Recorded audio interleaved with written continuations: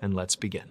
In this new story, there are places along the Appalachian Trail where help is never truly close. A hiker may carry a satellite communicator and know exactly where the nearest road lies, yet reaching another person can still require hours of walking through steep forest. Experienced hikers understand that isolation and prepare for it. They know the sounds of black bears moving through brush, deer crossing campsites after dark, and branches falling without warning.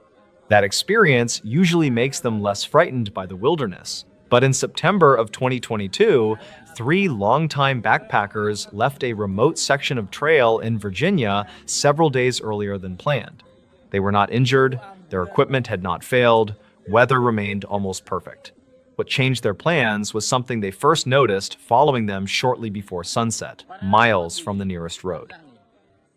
The group consisted of Daniel Mercer, 58, his younger brother Stephen, and their longtime friend Paul. All 3 had spent more than 20 years hiking together throughout the Appalachian region. They were comfortable navigating without cellular service and carried enough food for 6 days. Their planned route covered approximately 40 miles through a mountainous section containing several shelters but few convenient access roads. Family members received regular satellite check-ins, and every message during the first 2 days indicated the trip was progressing normally. Late on the 3rd afternoon, the men began descending toward a small backcountry shelter where they planned to spend the night. The trail crossed a narrow ridge before entering several miles of dense hardwood forest. They had seen only 2 other hikers since morning, both traveling in the opposite direction. Shortly before 6 o'clock, Daniel stopped after hearing something behind them. It sounded like a boot landing heavily on the trail. He turned, expecting another backpacker approaching from the ridge. Nobody was visible. The men continued walking. Several minutes later, the sound returned. One heavy step landed somewhere behind them, followed by silence. Stephen initially suspected a falling branch. Paul believed a deer might be crossing the trail. Neither explanation concerned them. Wildlife often moved close to hikers without being seen. They walked another quarter mile before hearing 2 more impacts. This time, all 3 stopped simultaneously. The forest behind them remained empty. Daniel waited almost a minute before continuing. He deliberately reduced his pace, expecting whoever was behind them to eventually catch up. Nothing did. The group then increased speed. Several minutes later, another step sounded from the same direction.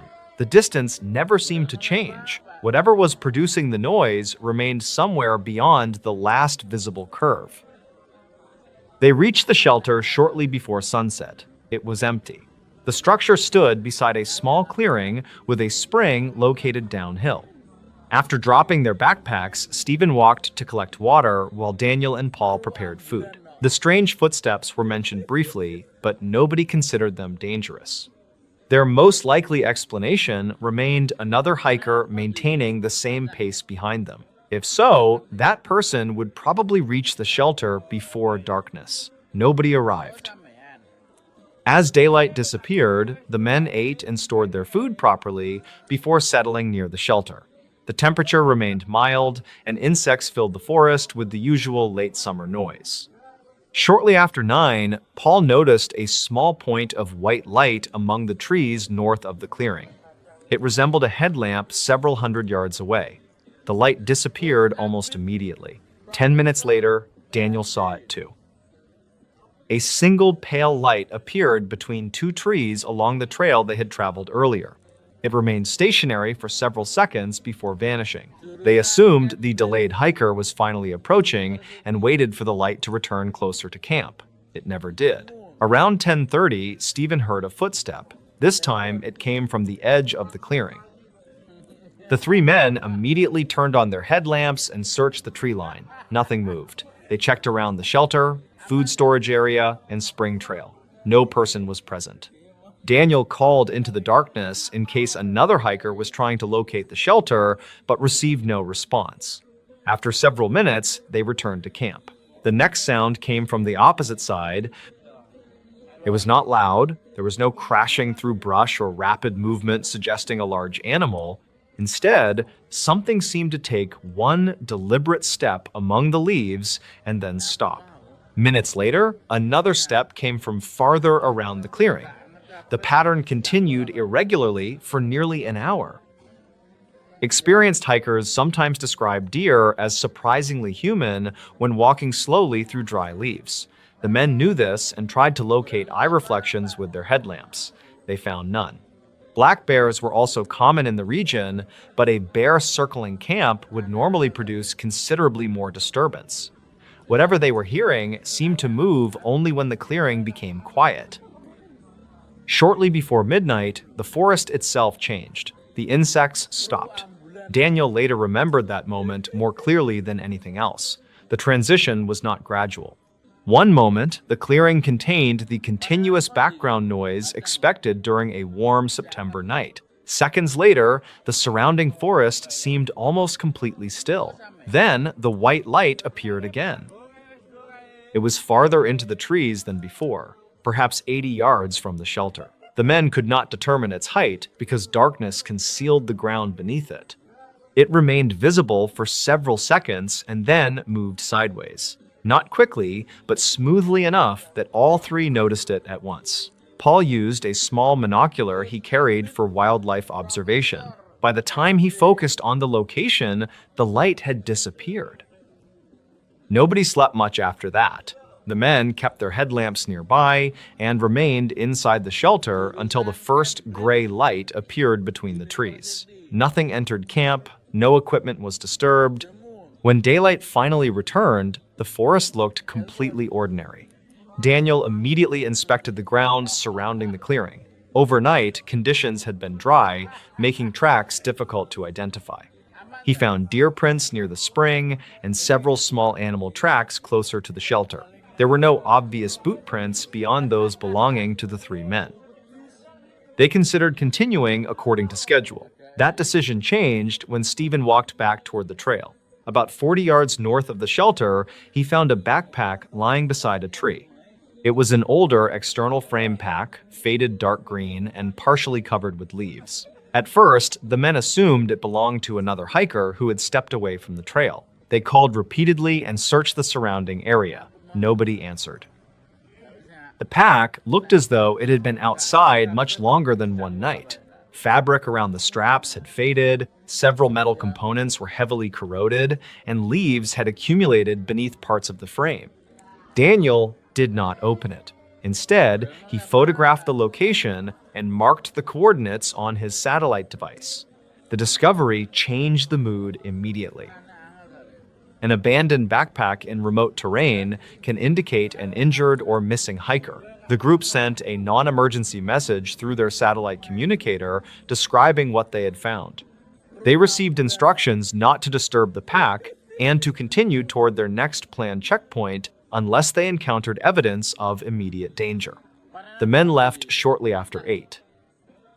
For almost 2 hours, nothing unusual happened. Morning sunlight reached the forest floor, birds moved through the canopy, and occasional hikers appeared traveling north. The previous night began to feel less threatening. Daniel even considered that an animal might have accounted for every unexplained sound. Then they reached a long uphill section several miles from the shelter. Paul heard the step again. One heavy impact came from behind them. All three stopped. Nothing followed. They resumed walking. 5 minutes later, another step sounded, then another, after several more minutes. The pattern was identical to what they had heard the previous afternoon. It never approached quickly enough to become visible, yet it never seemed to fall behind. Daniel decided to test it. The men stopped beside a large rock formation and remained completely still for nearly 15 minutes. 2 northbound hikers passed them during that period. Nobody else appeared. The forest behind them remained quiet. When the group started walking again, the sound returned within minutes. One step, then silence. Another step several minutes later. Stephen began recording audio on his phone while keeping it attached to the outside of his backpack. The group continued for almost an hour without stopping. They eventually reached an exposed section of ridge where visibility behind them extended several hundred yards. No person followed. The footsteps stopped there. The men ate lunch on the ridge and discussed their options. Their planned route would take them deeper into remote terrain for another 2 nights. The nearest practical exit was an access road roughly 7 miles ahead. None wanted to overreact to unexplained noises, but the combination of the previous night's activity and the abandoned backpack had changed their confidence in continuing. They unanimously decided to leave the trail that afternoon. Around 3 o'clock, they began descending toward the access road. The footsteps returned before 4. This time, they came from ahead. Daniel stopped first. The others heard another heavy step somewhere beyond a bend, approximately 100 yards down the trail. They waited. Nothing appeared. Another impact followed from roughly the same location. The men remained together and continued cautiously. When they reached the bend, the trail ahead was empty. Then a step sounded behind them. That was the moment they stopped treating the situation as an interesting wilderness mystery. They increased their pace toward the road. Nobody ran because the descending trail contained loose rocks and roots, but they no longer stopped to investigate sounds. Stephen continued recording. Over the next 40 minutes, the phone captured several dull impacts separated by long periods of ordinary forest noise. Audio specialists would later be unable to determine whether the sounds were footsteps, falling objects, or something else entirely. The men reached the access road shortly before sunset. A park ranger met them there after receiving updated satellite messages. The group appeared tired but otherwise healthy. They described the abandoned backpack first because it represented the only potential emergency. The ranger recorded the coordinates and contacted additional personnel to inspect the site. The following morning, 2 rangers reached the location near the shelter. They found the backpack exactly where Daniel had photographed it. Its contents included deteriorated camping equipment, an empty metal water bottle, a damaged flashlight, and several pieces of clothing. No identification was immediately visible. The equipment appeared old enough that investigators initially suspected it had been abandoned years earlier. A manufacturer later helped estimate the pack's production period. It had probably been sold sometime during the late 1980s or early 1990s. Investigators searched historical missing person and trail incident records, but could not confidently connect it with a specific hiker. Then, a ranger noticed something unusual about where it had been found. The backpack had not been lying beside the current Appalachian Trail when it was originally manufactured. Historical maps showed that this section of trail had been rerouted years earlier. The older route passed several hundred yards farther east before eventually reconnecting near the ridge. Whoever originally carried the backpack would have had little reason to be standing beside the modern trail unless it had been moved sometime after the rerouting.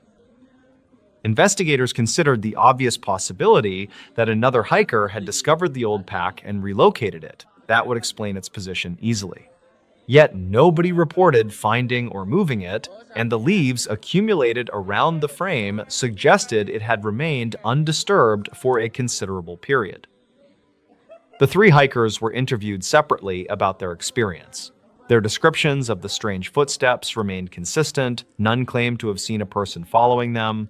None described a creature or supernatural presence. The only visual event involved the distant white light near the shelter, which could easily have been another hiker's headlamp somewhere beyond the clearing. Investigators considered several ordinary explanations. Acorns and branches can strike the forest floor with surprising force. Deer sometimes shadow hikers because human movement disturbs vegetation and exposes food.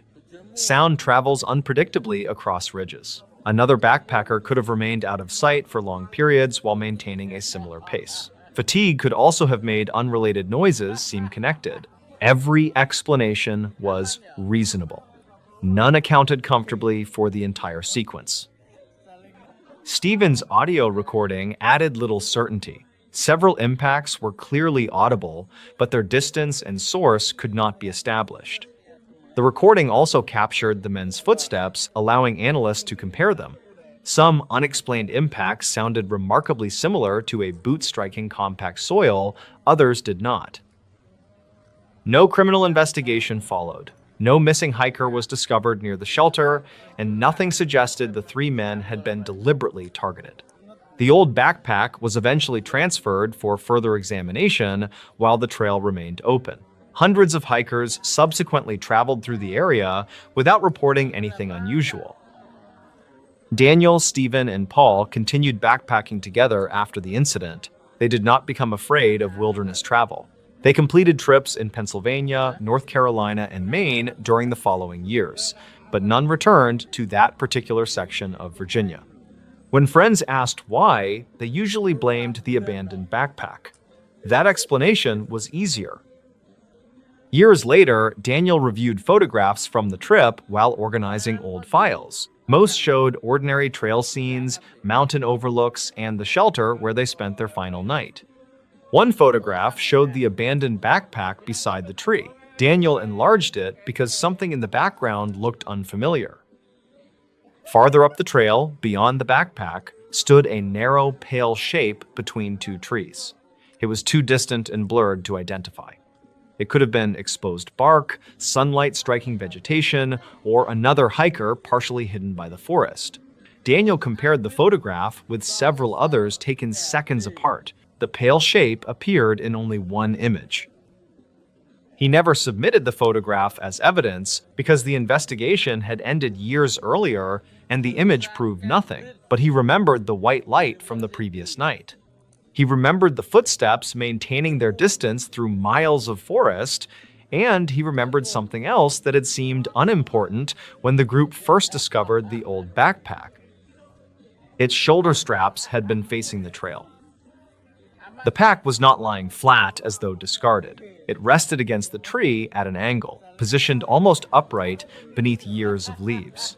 From a distance, Daniel realized it could have looked like someone sitting beside the trail and watching hikers pass.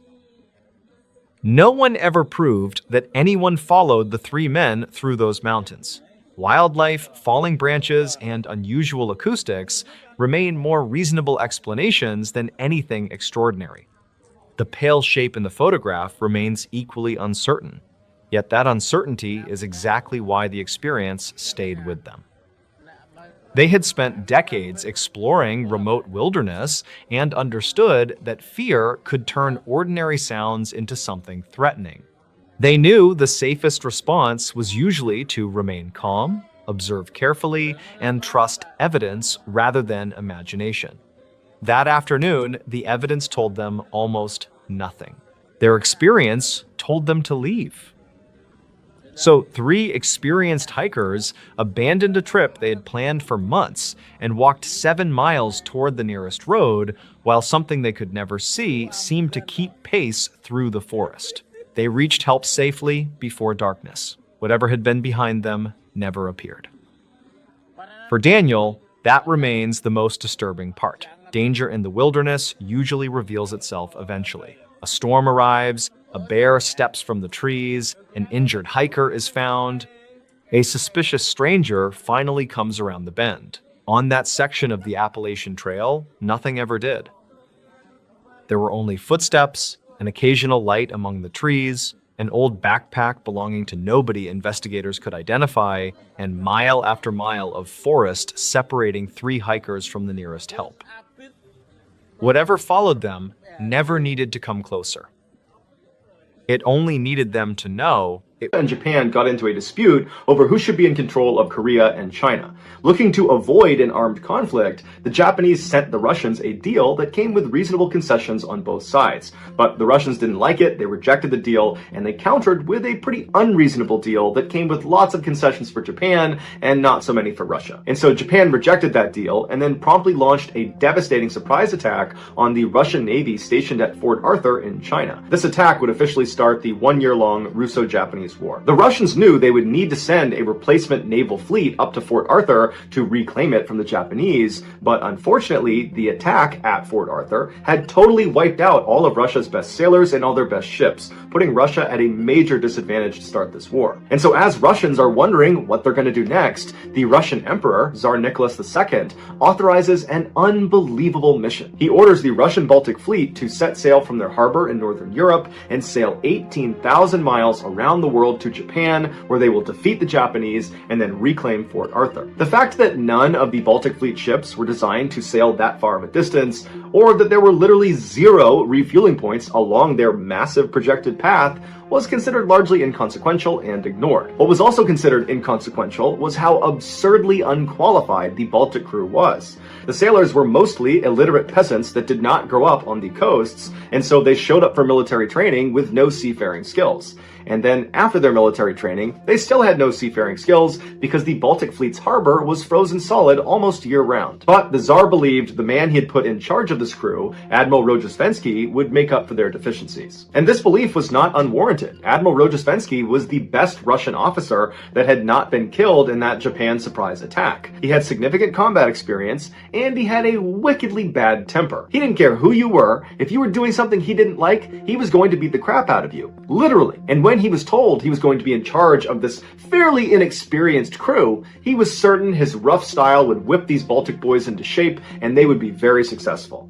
But when he laid eyes on the Baltic Fleet, he realized this was going to be a little bit more challenging than he realized. In addition to being less than satisfied with his fighting crew, he was equally dissatisfied with the 2 senior officers that were assigned to be his direct support. And he immediately gave them nicknames, and he would only refer to them by their nicknames, right to their face. The first one was the manure sack, and the other was a vast empty space. As for the Baltic Fleet's 45 ships, they were terrible. Because this unit never went out on the ocean because their harbor was always frozen, Russia didn't waste their good ships on them. So all they had were really old, obsolete warships, and then non-military ships like ferries and yachts that they just slapped random guns onto. They also had ships that the Baltic Fleet crew enthusiastically called futuristic, which were these ships that came out of Russia briefly copying French engineering, which involved these crazy top-heavy ships that sat so low in the water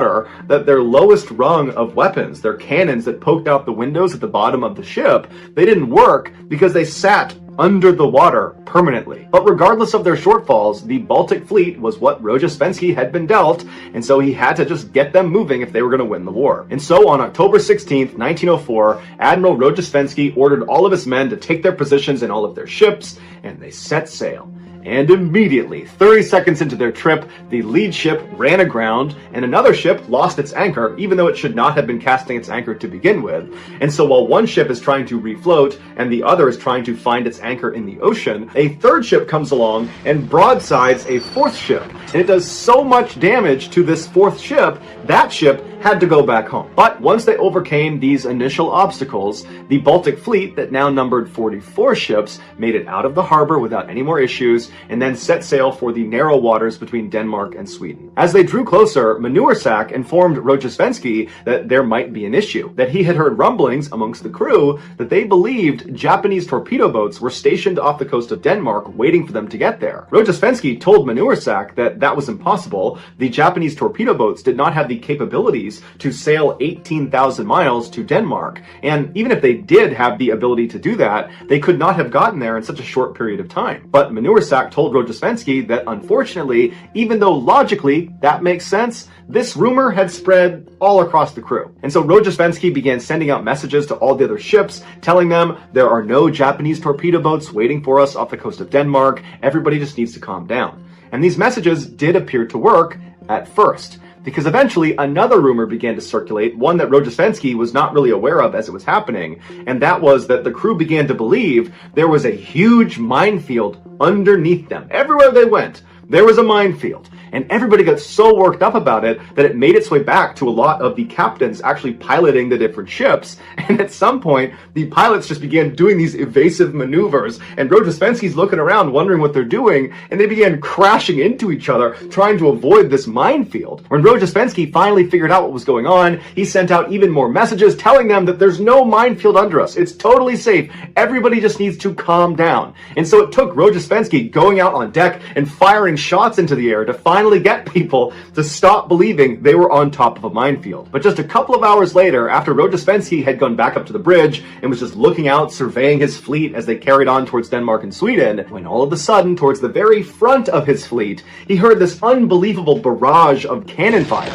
one of his own ships was engaging something out in front of the fleet. But Rojespenski was too far away to see what it was, and then a message came through from the attacking ship, whose name was Kamchatka, and they said they were surrounded on all sides by at least 8 Japanese torpedo boats. And so Rojespenski runs out onto the deck, looking out towards the horizon, expecting to see these 8 Japanese ships, but he doesn't. And then all of a sudden, the shooting just completely stops and it's silent. And then Rojespenski notices on his right side, a small little fishing boat is making its way right up alongside his. It would turn out Kamchatka, the attacking ship, had confused this little unarmed Russian fishing ship with 8 Japanese torpedo boats and had opened fire. But luckily, even though they fired hundreds and hundreds of rounds at this little boat, none of them hit the boat, and so the fishermen were fine, and the fishermen had actually been sent to the boat, specifically by Tsar Nicholas II, to tell Rojespenski that he had been promoted. And so Rojespenski apologizes to the fishermen for having shot at them hundreds and hundreds of times, and they said it was okay, and the fishermen carried on. After Rojespenski chewed out the crew of the Kamchatka, the rest of the Baltic fleet gathered up, and they continued towards the narrow waters between Denmark and Sweden. When they got close, a Danish resupply ship came out to meet them to give them fuel and food and water, and the Baltic fleet mistook them for a Japanese torpedo boat, causing them to ram them repeatedly. And then they realized their mistake, but at that point they had done severe damage to the resupply ship, who had to immediately turn around and go back to shore. After that, the Baltic fleet did manage to get past Denmark and Sweden, and they made it out to the North Sea. But as soon as they got out there was trouble. One of the captains of the ships that was towards the front of the Baltic fleet's formation spotted 4 Japanese torpedo boats coming right at them. And so this ship, along with 6 others, immediately just began engaging these 4 ships with everything they had. Cannons, big guns, small guns, everything. It was absolute chaos from the front of this formation. And the amount of gunfire that was going off towards the front caused the rest of the ships that were not part of the attack to begin to panic. And the other ship captains began ramming into each other to try to get away from this attack. And so while that's going on, all the crew members on all the ships begin drawing their swords and running around, expecting the Japanese to board them at any moment. And the others that did not draw their swords put on life jackets and laid down on their back on the deck of the ship, believing that was procedure for how to survive a sinking ship. And so for the next 20 minutes, it was just continuous gunfire coming from the front of their formation. One of the attacking ships sent a message back to Rojespenski that said they had been hit by a torpedo and they were taking heavy fire, and it was just absolute bedlam up there. And then all of a sudden it just totally stopped. And when the smoke cleared, Rojespenski and his ship had been able to maneuver up a little bit closer, and they could see what they were shooting at. And it would turn out, once again, it was a case of mistaken identity. They were not being attacked by Japanese torpedo boats. They had spotted 4 small British fishing boats. And in the chaos of the gunfight, the Baltic fleet had inadvertently begun to fire at each other, killing several crew members and badly damaging their ships in the process. As for the British fishermen, only one of their boats actually sunk, despite the fact that the Baltic fleet had fired thousands and thousands of rounds at them, and they had been stationary the entire time. The Russian Tsar immediately apologized to Britain, but the British media went crazy, and the British people called for war, believing that this type of attack could not possibly be an accident. But Russian diplomats leveled with the British and said, no, this really was an accident. And eventually they convinced them, avoiding starting yet another war. Rojespenski and his Baltic fleet were allowed to continue in their journey, and after a couple of weeks, they were getting close to Africa when one of his ships, the Kamchatka, the same ship that believed they were surrounded by 8 Japanese torpedo boats, they got separated from the main fleet and got lost. And so Rojespenski and the other officers did what they could to try to locate them, but nobody had seen where they went, and there wasn't great technology to try to locate them, and so unfortunately, Rojespenski and the Baltic fleet just had to continue on and hope that at some point the lost ship would find them again. A few days later, the main body arrived in Tangier, and lo and behold, Kamchatka showed up, and they informed Rojespenski that they had gotten lost, and they didn't really have a good answer for that, but once they were lost, they managed to engage 3 separate Japanese torpedo boats. But it would turn out they were not Japanese torpedo boats.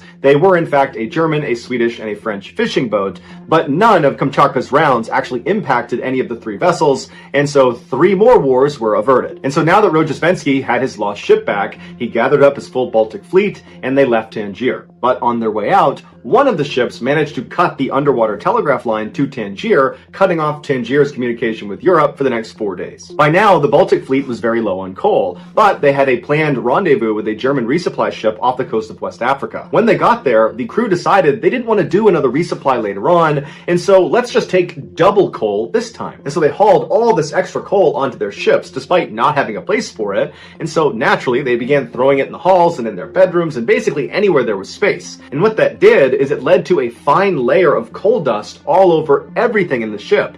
And that, combined with the intense humidity off the coast of Africa, led to this black coal gunk getting trapped inside of all of the sailors' lungs, which began killing several of them. A couple weeks later, as they rounded the southern tip of Africa, it finally rained on them, washing away a lot of that coal dust on their ships, which was a big relief. But the rain turned into a pretty bad storm, and so Rojesvenski decided he just wanted all of his ships to call in and say they were okay.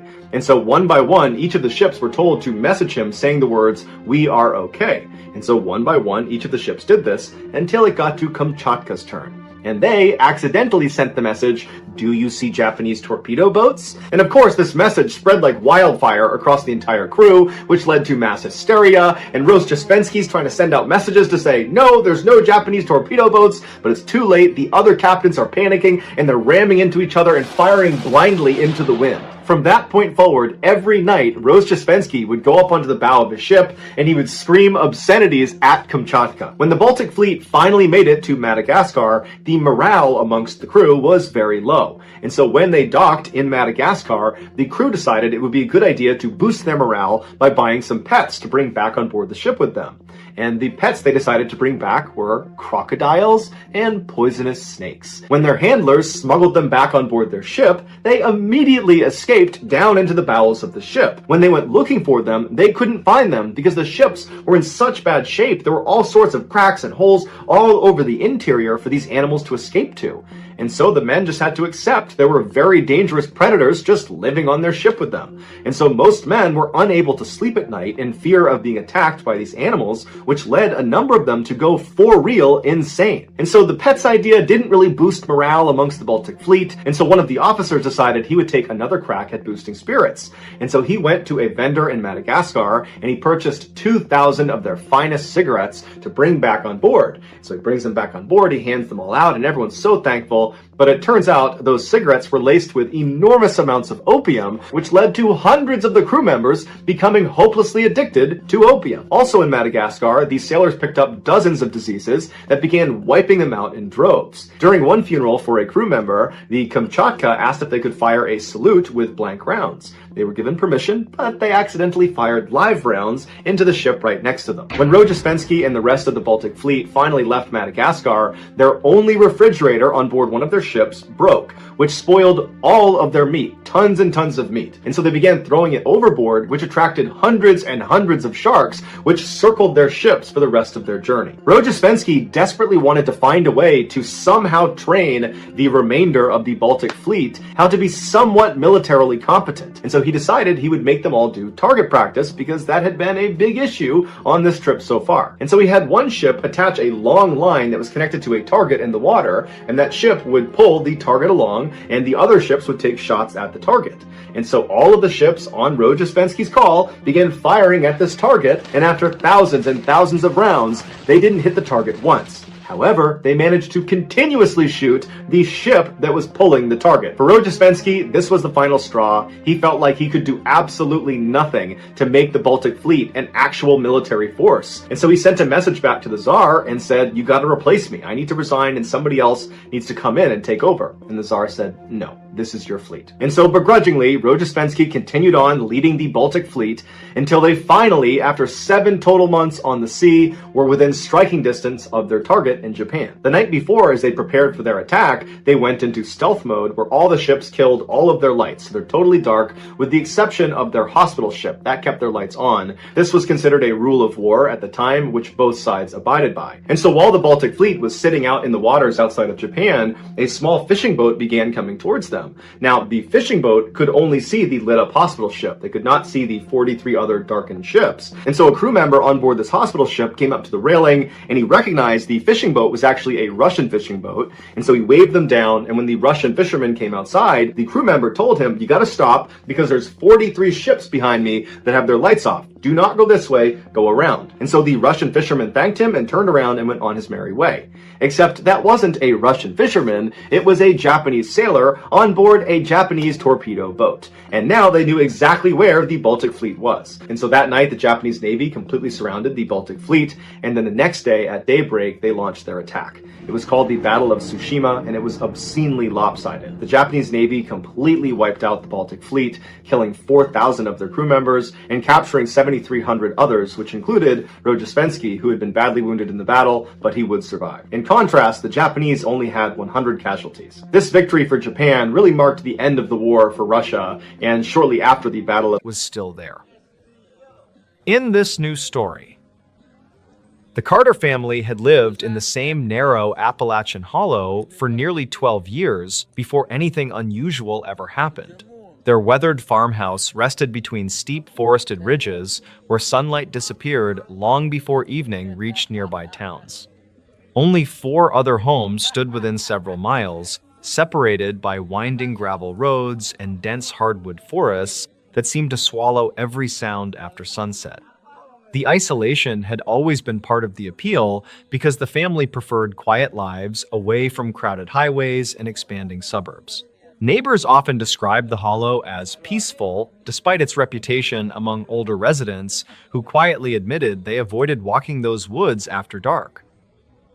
Spring arrived later than expected during that particular year. Cold mornings lingered well into April, leaving thick patches of fog trapped along the valley floor until midday. The Carter family continued their daily routines without noticing anything out of place. David worked maintenance at a nearby lumber mill, while his wife Karen managed the property and homeschooled their youngest daughter. Their older son often hunted turkey before sunrise, returning with stories about deer trails, black bears, and distant owls. Nothing in those conversations hinted that the family would soon become the subject of whispered discussions throughout neighboring communities.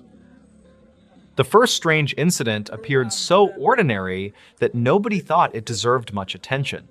Shortly after midnight, one calm Tuesday, Karen woke because someone seemed to be slowly walking across the gravel driveway outside their bedroom window. The footsteps remained steady without rushing or hesitating. She assumed a neighbor needed help with a broken truck because emergencies sometimes happened in remote mountain communities. David pulled aside the curtain, expecting headlights or flashlights. Instead, he found only darkness stretching across the yard beneath a cloud-covered sky. The footsteps stopped the moment he looked outside, leaving complete silence behind.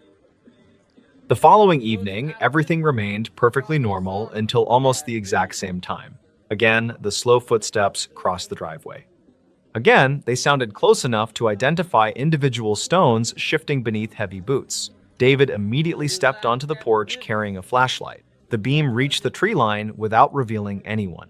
Fresh dew covered the gravel, yet no footprints appeared anywhere across the driveway. The woods surrounding the farmhouse remained unusually still. Even insects seemed quieter than expected for that season, something David mentioned only after returning indoors.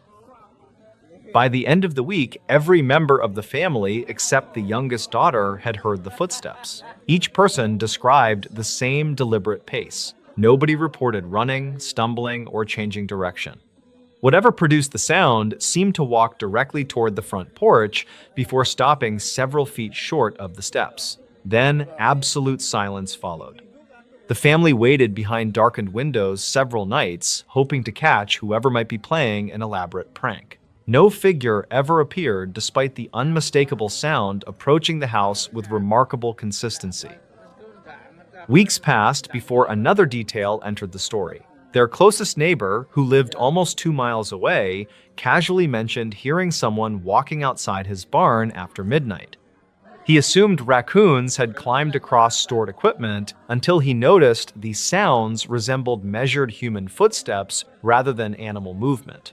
When David described similar experiences, the neighbor grew noticeably uncomfortable.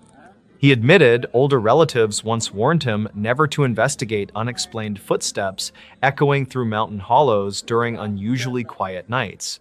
Those warnings came without explanations because previous generations rarely discussed such experiences openly. David dismissed the conversation as local folklore, even though the timing unsettled him. Rural Appalachian communities preserved countless stories passed through families for generations. Most involved cautionary tales meant to keep children away from abandoned mines, unstable cliffs, or unfamiliar strangers. He believed these newer rumors probably served the same purpose. Nevertheless, he installed brighter floodlights around the farmhouse and checked every window before sleeping. The lights illuminated nearly every corner of the property, making it difficult for anyone to approach unnoticed. Despite those changes, the footsteps continued exactly as before. Summer brought warmer temperatures and longer evenings. Friends visited for weekend cookouts, often staying well past sunset. Nothing unusual happened whenever guests remained outside. The strange sounds appeared only after everyone else had left and the family settled into bed. One visitor later remarked that the property felt unusually peaceful compared with neighboring valleys because almost no highway noise reached the hollow. Karen privately wondered whether that silence simply made ordinary nighttime sounds seem more disturbing. She tried convincing herself the explanation was psychological, yet every repeated incident chipped away at that confidence. One humid July night, the pattern unexpectedly changed. Instead of stopping near the porch, the footsteps slowly circled the entire farmhouse. Each family member listened while the unseen walker completed what sounded like a careful inspection around every exterior wall. Wooden boards occasionally creaked beneath invisible weight. Gravel shifted beside basement windows. Dry leaves rustled near the back entrance. David opened the rear door before the sounds reached that side of the house. Nothing stood beneath the floodlights except motionless trees swaying gently in the warm night air. Karen began recording dates and times inside a notebook. She hoped documenting each occurrence might reveal a logical pattern connected to weather, wildlife, or nearby activity. After several months, she noticed most incidents happened during calm evenings without strong wind or rain. The sounds almost never appeared during storms. They also seemed concentrated between midnight and 2 in the morning. Those observations fascinated David because they suggested consistency rather than random imagination. Still, neither explanation nor physical evidence emerged, despite A boy named Juan Pedro Martinez Gomez bounced around in his seat and smashed his toy cars together in the cab of his father's big red tractor-trailer truck. Juan was so excited he could barely sit still. He always wanted to go for a ride in his dad's big truck. His dad was a long-haul trucker, but his dad always said no. But Juan had just gotten his best report card ever, and so as a reward for doing so well in school, Juan's father had surprised Juan and Juan's mom with this particular trip. Their plan was to drive from their hometown in southeastern Spain all the way across the country to the northern coast. And then once they got there, Juan's dad would offload the cargo that he had driven there. Juan and his mom and dad would stick around and kind of make a vacation out of it, going to the beaches and checking out the beautiful pastures where all the cows would graze. I mean, Juan was super excited. Juan's dad pulled the truck into this big lot with all these other trucks around, and then Juan's dad turned around and began backing the truck up so it could be paired up with the cargo he'd be hauling to the north coast. It was this huge 25,000-liter tanker that was covered in all these stickers and warning labels, and, Juan's father didn't know what this tanker actually contained, but he could tell, whatever it was pretty dangerous and also very important. And so as Juan's dad is backing up skillfully to line up with this tanker, Juan is just sitting in the back seat, absolutely transfixed at how cool his dad is. I mean, this is like the most amazing thing Juan had ever seen. And so finally, Juan's dad successfully hitched the truck to the tanker. And so once they were all hooked up, Juan's father yelled out the window and said bye to the people he worked with. And then Juan's father put in Juan's favorite tape cassette into the stereo and turned the music up. And then he turned onto the road and began making his way toward the highway.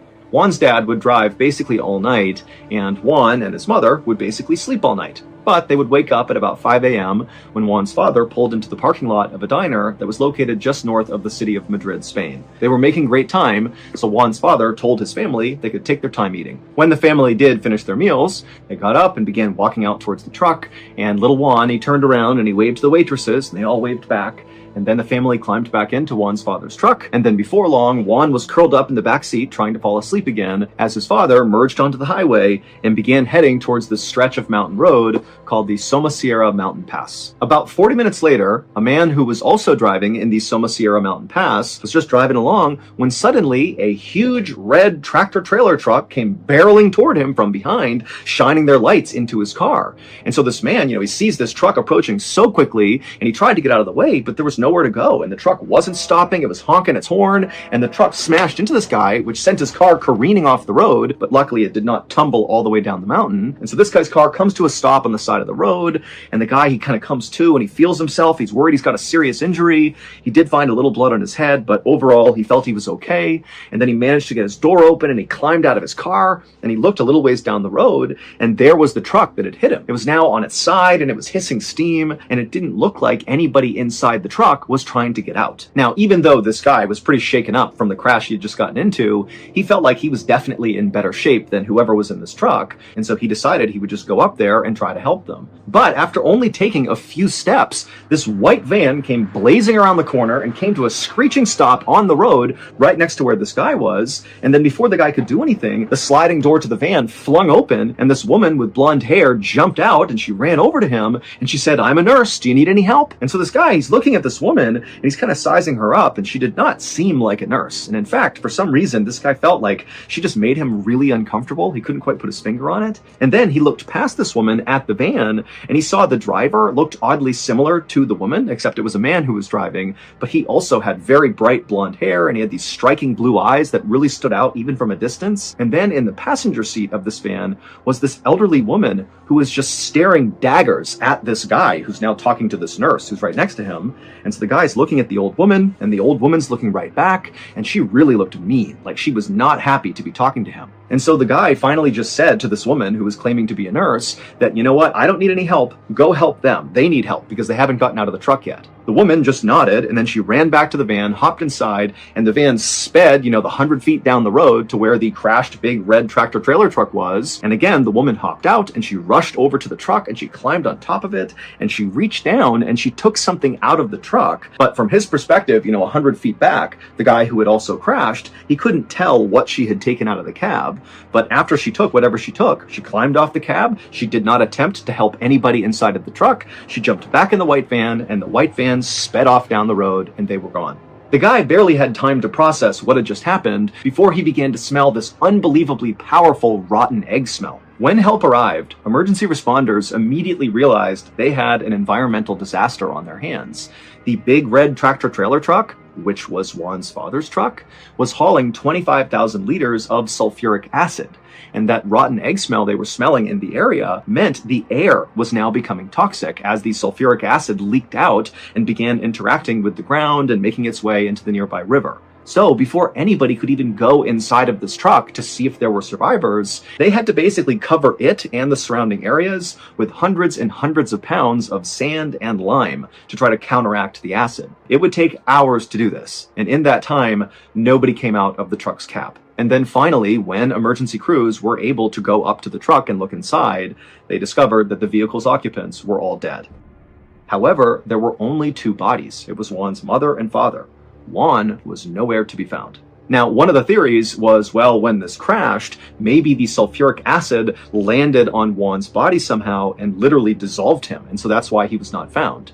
But that's not possible because it would take much, much longer for sulfuric acid to totally eat away someone's body. And the body would have to be fully submerged in the acid the entire time, so that could not have happened. Rescuers would search the entire area deep into the woods in all directions, looking for signs of this child, but there were none. And when investigators attempted to recreate this accident to try to figure out what actually caused it and why it happened, what they would learn would only confuse them more. Juan's father's truck had nothing wrong with it mechanically, meaning the brakes weren't messed up, the accelerator wasn't messed up. There really was no reason why this truck should have crashed unless it was intentional. That's the only way this could have happened. Also, the truck contains something called a tachometer, which registers every time the truck slows down or stops. And when investigators looked at the record from this tachometer, they discovered that Juan's father had slowed down or stopped 12 different times between leaving the diner and crashing. But the route from the diner to the crash site was a straight shot with no traffic lights or stop signs. Basically, there had been no reason from the diner to the crash site to ever slow down or stop. But again, Juan's father did 12 separate times. And then also there were traces of heroin that were found in a hidden compartment in Juan's father's truck. Now, Juan's parents had no criminal record and absolutely no connection to drugs or the cartel, but investigators did consider a theory that, perhaps a drug cartel ambushed Juan and his family, and ultimately Juan was kidnapped. But there was one more really strange element to Juan's disappearance, and that was that white van that guy saw right after the crash. Multiple people in the area around the Somosierra Mountain Pass said they saw that exact white van because they all remembered the woman and the man who had that same really bright blonde hair. It just was something that was kind of unique and stood out. But the police tried to track down this van and the man and the woman and the elderly woman who was also claimed to have been seen inside the van, but no trace of that van was ever found. And also, police were never able to figure out what that woman actually took from inside of Juan's father's cab before they sped off and disappeared.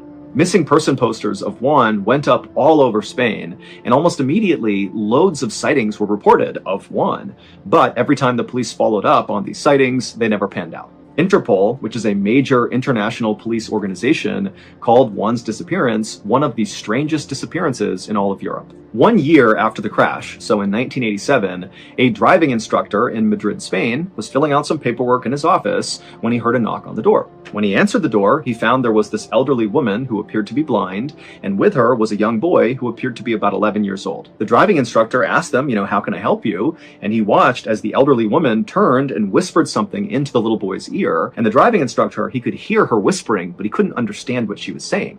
It sounded like a foreign language. And in fact, it would turn out they figured out she was speaking Farsi, which is the language spoken in Iran. The little boy listened to the elderly woman, and then after hearing what she had to say, he turned to the driving instructor and he asked in perfect Spanish, "Where's the US Embassy?" The instructor gave them directions, and then the little boy nodded, and then he and the elderly woman, they turned around, they grabbed each other's hands, and they began walking away.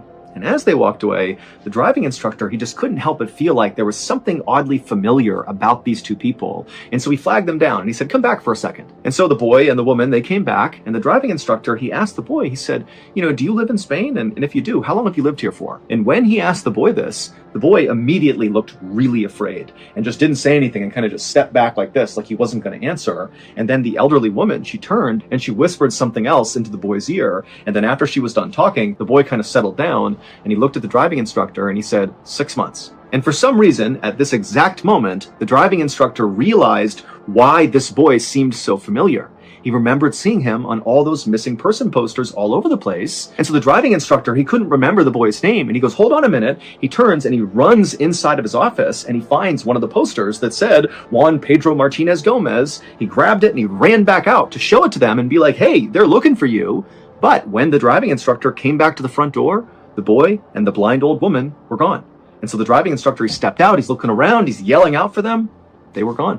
Now, it's important to understand that to this day, no sightings of Juan have ever been confirmed, and that includes the driving instructor who claimed to have seen Juan. But to this day, Juan's body has never been found. He's still missing. Doesn't make sense.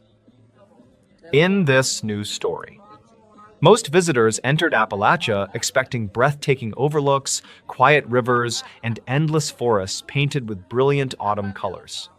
They planned scenic drives through mountain passes where every curve revealed another postcard view. Few realized those same roads carried generations of stories that never appeared in travel brochures. Long before highways connected distant towns, narrow mountain routes linked isolated communities that depended entirely on one another. Families remembered every bridge, every abandoned church, and every forgotten cemetery hidden among the ridges. Some roads eventually gained quiet reputations that locals rarely discussed with strangers. The warnings usually arrived as simple advice rather than dramatic ghost stories. Older residents suggested reaching the next town before sunset or choosing the longer highway instead of certain back roads. They almost never explained why. For most travelers, those conversations sounded like ordinary mountain folklore. Only years later did some realize they had unknowingly driven through places where unexplained experiences had been reported for generations. One autumn evening, the Harris family began what they believed would become another unforgettable drive through the Appalachian Mountains. Mark Harris enjoyed photographing abandoned structures, while his wife Jennifer preferred documenting forgotten churches, one-room schoolhouses, and historic cemeteries scattered throughout rural valleys. Their teenage son Ethan spent most trips recording video for a travel channel dedicated to overlooked destinations across America. They had already crossed thousands of miles without experiencing anything stranger than unexpected wildlife crossing the road. Careful planning, reliable equipment, and years of experience convinced them they understood mountain travel better than most tourists. Nothing suggested this journey would become the only trip they refused to repeat. Their route followed a collection of state highways winding through remote sections of eastern Appalachia, where towns sometimes stood nearly 40 miles apart. Cellular reception faded shortly after leaving the interstate. Paper maps replaced navigation apps because the surrounding mountains frequently interrupted satellite signals. The family welcomed the isolation. Modern distractions disappeared almost immediately, leaving only forests stretching endlessly beyond both sides of the pavement. Occasional wooden signs pointed toward communities with populations smaller than a single city block elsewhere in the country. Weather remained perfect throughout the afternoon. Blue skies reflected across narrow rivers flowing beside the highway, while cool mountain air drifted through open windows, carrying the scent of fallen leaves and damp earth. Shortly before sunset, they stopped at a family-owned diner overlooking a small valley. Local residents filled nearly every table despite the quiet weekday evening. Conversations centered around hunting season, changing weather, and roads damaged during previous winters. When Mark casually mentioned their planned route across an older mountain highway, several conversations briefly stopped before continuing as though nothing had happened. Their waitress hesitated only long enough to ask whether they intended driving that road after dark. Mark answered yes, because the next motel remained less than 90 miles away. She nodded politely before recommending they leave immediately rather than waiting for dessert. Her tone carried concern instead of fear, making the advice strangely memorable. The highway narrowed within minutes after leaving town. Fresh pavement gradually gave way to older asphalt, patched repeatedly over decades. Guardrails disappeared along several steep curves overlooking valleys that vanished beneath growing darkness. Dense hardwood forests pressed tightly against both sides of the road until branches formed a tunnel overhead. Traffic became almost non-existent. During nearly 40 minutes, they encountered only one pickup truck traveling in the opposite direction. Its driver briefly flashed headlights twice before disappearing around the next bend. Jennifer assumed the signal warned about deer farther ahead. Ethan continued filming through the windshield, hoping to capture the fading evening light filtering between towering ridges. Darkness arrived much faster than expected beneath the forest canopy. Mark switched to high beams, revealing countless tree trunks standing like silent walls only a few feet beyond the pavement. Fog slowly gathered inside low valleys before drifting upward across the highway. Visibility remained acceptable, yet every curve looked strangely similar to the previous one. Ethan eventually lowered his camera after noticing something unusual. Mile markers seemed inconsistent. Marker 63 appeared first, followed several minutes later by marker 61. Another curve revealed marker 64 again. Mark assumed he had simply misread them while concentrating on the winding road. Ethan replayed his recording and quietly confirmed the numbers appeared exactly as remembered. Jennifer unfolded their paper map beneath the interior light. According to the route, they should have reached a small crossroads community nearly 15 minutes earlier. Instead, the forest continued uninterrupted in every direction. No driveways appeared, no mailboxes stood beside the pavement, even electrical lines seemed to vanish beyond the last ridge they crossed. The silence outside gradually became noticeable. Normally, mountain roads echoed with insects, distant streams, or occasional owls. Here, the surrounding forest appeared completely still, despite gentle wind moving across the higher slopes. When Mark lowered his window for several seconds, he heard nothing except the steady hum of the engine. Another 20 minutes passed before headlights illuminated an old white church standing beside the road. A narrow cemetery surrounded the building behind a weathered iron fence, leaning noticeably toward the hillside. Jennifer asked whether they could stop for photographs the following morning because moonlight gave the place an unusual appearance. Mark slowed slightly but continued driving. Less than 10 minutes later, Ethan looked up from his camera and quietly asked why they were passing the same church again. Nobody answered immediately. The identical leaning fence, cracked front steps, and broken stained glass window stood exactly where they had appeared before.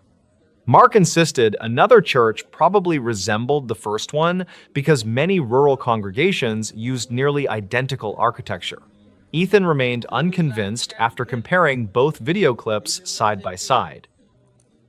The family finally reached a narrow bridge crossing a shallow creek. Beside the entrance stood an old wooden warning sign faded almost beyond recognition. Jennifer noticed a distinctive lightning-shaped crack running through one corner of the board. 15 minutes later, another bridge appeared. The same crack marked another weathered sign, standing in exactly the same position. Ethan searched his earlier footage again before quietly showing the screen to his parents. Every knot in the wood matched perfectly. Even missing paint formed identical patterns. Mark felt the first genuine wave of uncertainty since entering the mountains. He checked the odometer. According to the vehicle, they had traveled nearly 60 additional miles, yet every landmark suggested otherwise. Concern slowly replaced curiosity. Mark attempted turning onto the first side road they encountered, hoping it would reconnect with another highway. Less than 5 minutes later, the narrow lane curved unexpectedly before returning to the same main road from the opposite direction. The old bridge stood ahead once again. Jennifer suggested consulting a compass stored inside the glove compartment. The needle refused to settle in one direction, drifting slowly before stopping, then turning again without obvious reason. Ethan tried restarting his phone, even though no signal remained available. The digital map loaded briefly before displaying their location several counties away, then disappeared completely. None of the devices agreed with one another. Shortly after midnight, another vehicle finally appeared behind them. Relief spread through the family until Jennifer noticed something unsettling. The headlights never seemed to grow closer, despite following for nearly 15 minutes. They remained the same distance back through every curve, occasionally disappearing behind hills before returning exactly where they had been before. Mark reduced speed, hoping the driver would pass. The lights slowed as well. He accelerated slightly. They matched his pace again without gaining or falling farther behind. Ethan filmed through the rear window until the headlights vanished completely while rounding one sharp bend. The road behind them remained empty for miles afterward. Nearly an hour later, they reached a small gas station illuminated by a single fluorescent light. Relief quickly turned into confusion after discovering the pumps covered with rust and weeds growing through cracked concrete. Dust coated every window. The building had obviously been abandoned for years. Jennifer later recalled feeling certain she had seen the lights glowing from nearly a mile away, yet no electrical service appeared connected anywhere on the property. Ethan photographed the station before they continued driving. The digital timestamps on every image later showed conflicting times despite being taken only seconds apart. Some indicated photographs captured before they entered the highway, while others appeared almost 2 hours into the future. No explanation ever accounted for the corrupted sequence. The highway finally emerged from the mountains shortly before dawn. A larger state road appeared ahead, along with the first passing traffic they had seen in hours. They stopped at a convenience store where the cashier immediately asked whether they had spent the night on the old mountain route. Without describing their experience, Mark simply nodded. The cashier quietly explained that travelers occasionally arrived exhausted after believing they had driven in circles despite following the same highway. Most blamed heavy fog, unfamiliar terrain, or fatigue. Others refused discussing the experience altogether. Local law enforcement had investigated numerous reports over the years, yet found no damaged signs, missing intersections, or roadway defects capable of explaining why unrelated visitors described remarkably similar experiences separated by decades. Back home, the Harris family reviewed every photograph, map, and video collected during the trip. Mileage records, timestamps, and recorded landmarks refused to fit into any logical sequence. Nothing proved anything supernatural had occurred. Mountain roads, exhaustion, changing weather, and human perception could easily combine in unexpected ways. Researchers studying navigation errors have long documented how isolated environments distort distance, direction, and memory, especially after dark. Even so, one detail remained impossible for the family to ignore. Ethan's continuous dashboard recording showed the same weathered church appearing twice without any visible turnaround, intersection, or break in the journey. Every attempt to retrace the route months later failed because neither the church nor the abandoned gas station could be located where maps indicated they should have been. Today, the family still visits Appalachia, but they never travel unfamiliar mountain roads after sunset. Whenever someone asks why, they simply recommend reaching the next town before. Experienced locals understand one simple rule far better than any map ever could. What hikers reported deep in the wilderness still doesn't make sense. In late summer of 2011, several unrelated hikers reported nearly identical experiences deep within a remote section of western North Carolina. Their accounts were recorded months apart, yet many details appeared unusually consistent. Dispatch logs, archived ranger notes, and later witness interviews preserved fragments of those reports, though investigators never reached a conclusion that satisfied everyone involved. One of the earliest reports came from Corbin Voss, a 37-year-old survey technician from Tennessee who spent weekends hiking remote trails. He entered the Pisgah region alone during a 3-day backpacking trip and planned to document several abandoned logging routes. According to trail records, he checked in at a ranger station shortly after sunrise and appeared calm before beginning his hike. Weather conditions remained stable throughout the day, and no warnings had been issued for that section of forest. Corbin covered nearly 12 miles before establishing camp near a narrow ridge overlooking a heavily wooded valley. He later stated that nothing unusual occurred until shortly after dusk, when distant sounds began echoing through the trees. At first, he assumed another group occupied a nearby campsite, though no fires or lights appeared anywhere below him. The sounds reportedly resembled brief conversations carried by wind, yet every attempt to identify their source failed.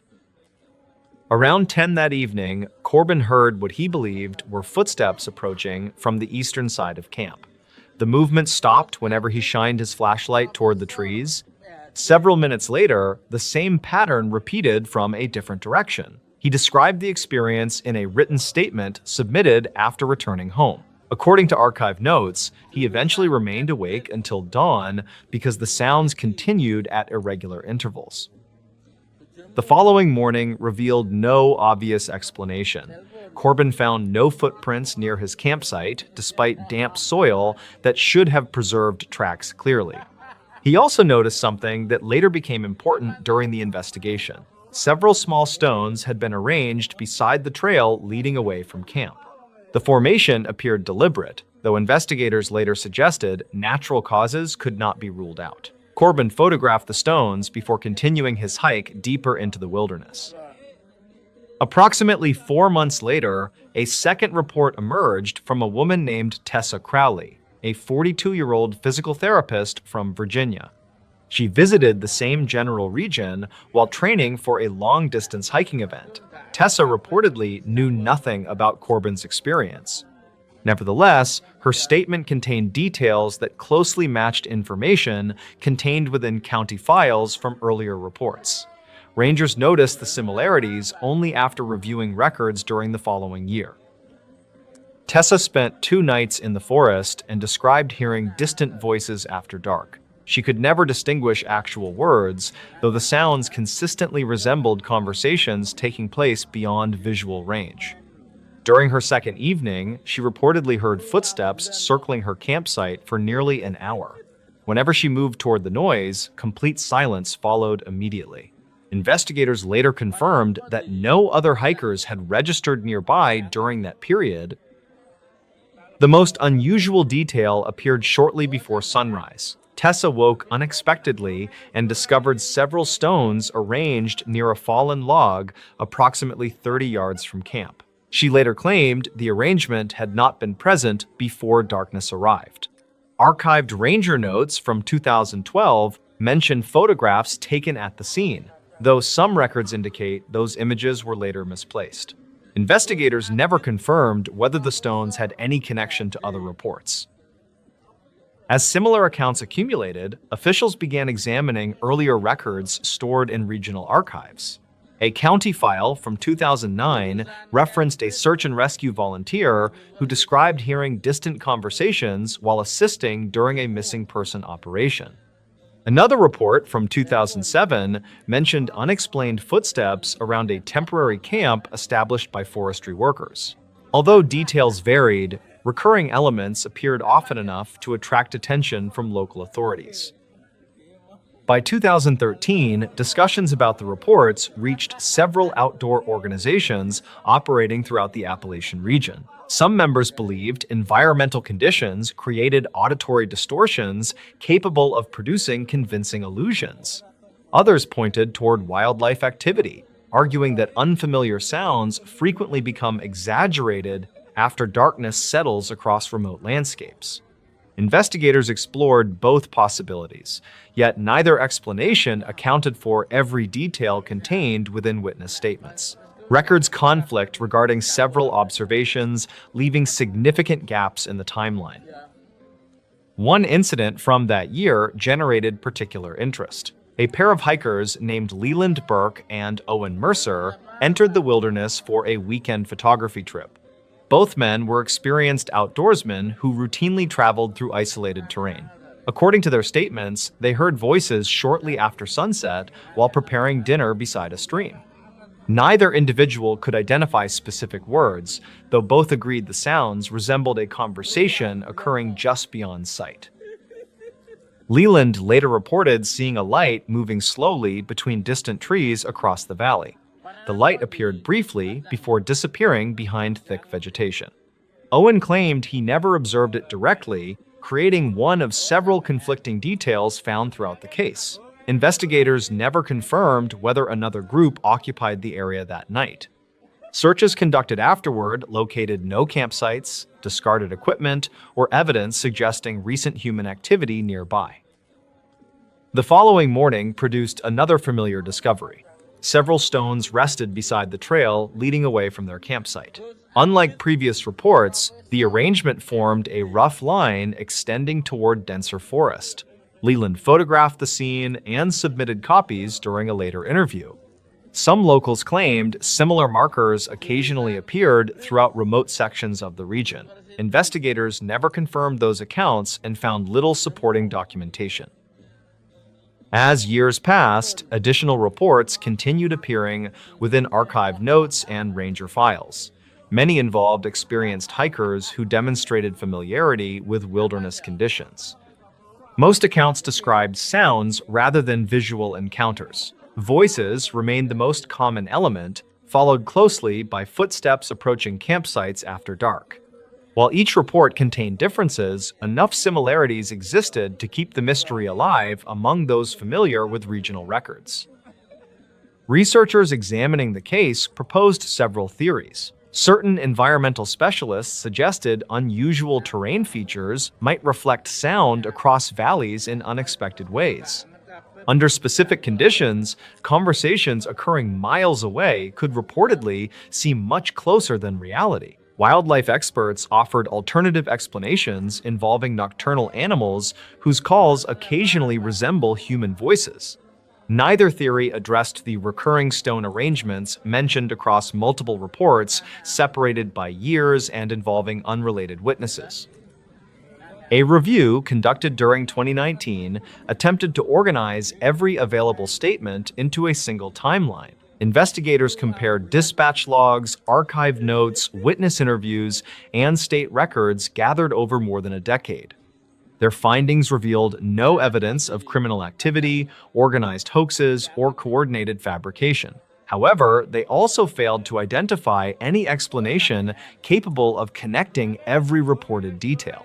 Several key documents referenced observations that could no longer be verified because supporting material had disappeared.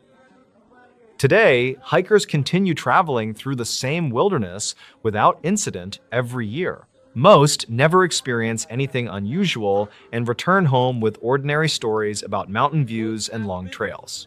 Yet, scattered among those routine accounts remain a small number of reports that sound remarkably similar to statements recorded years earlier.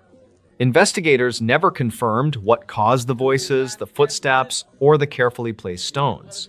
Deep within that section of forest, what several hikers reported still were dark, repeating the same quiet advice once offered to them without explanation. In this new story, when investigators review emergency calls from the Appalachian Mountains, they quickly discover that the most unusual reports rarely involve violent crimes or major disasters. Instead, many begin with ordinary people describing something that simply did not make sense. A driver refuses to leave a vehicle after seeing someone standing beside an empty road. A family abandons a campsite before sunrise without taking their belongings. A veteran hunter suddenly turns around after spending decades walking the same trails. Most of those incidents are eventually explained through weather, wildlife, or simple misunderstanding. Others remain preserved inside county files because every practical explanation failed to account for the evidence. One such investigation began during the final week of July 2019 in a remote section of eastern Tennessee, where several unrelated travelers reported the same disturbing encounter after driving through the mountains long after dark.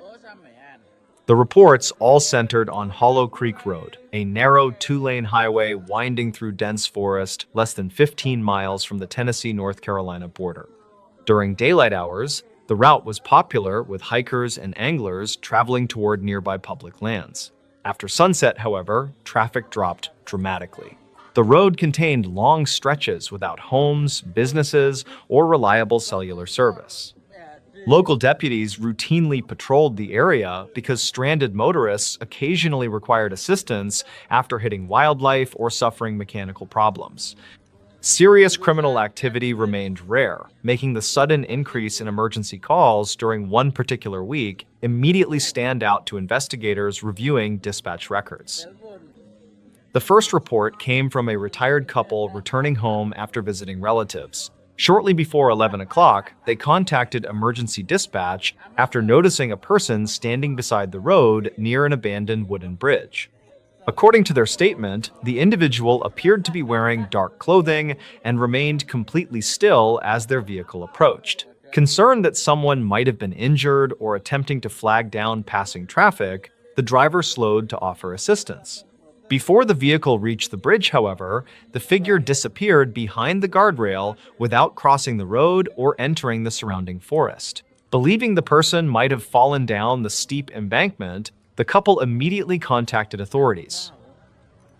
A deputy arrived less than 15 minutes later and searched both sides of the bridge using high-powered flashlights. Fresh rain earlier that evening had softened the muddy ground surrounding the roadside, creating excellent conditions for preserving footprints.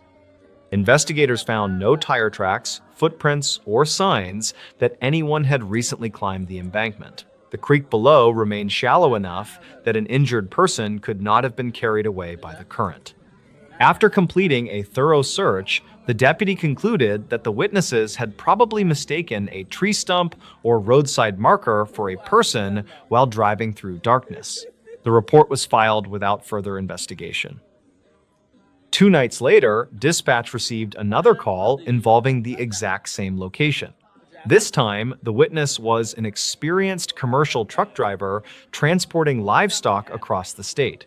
Unlike the previous callers, he carried a continuously recording dashboard camera.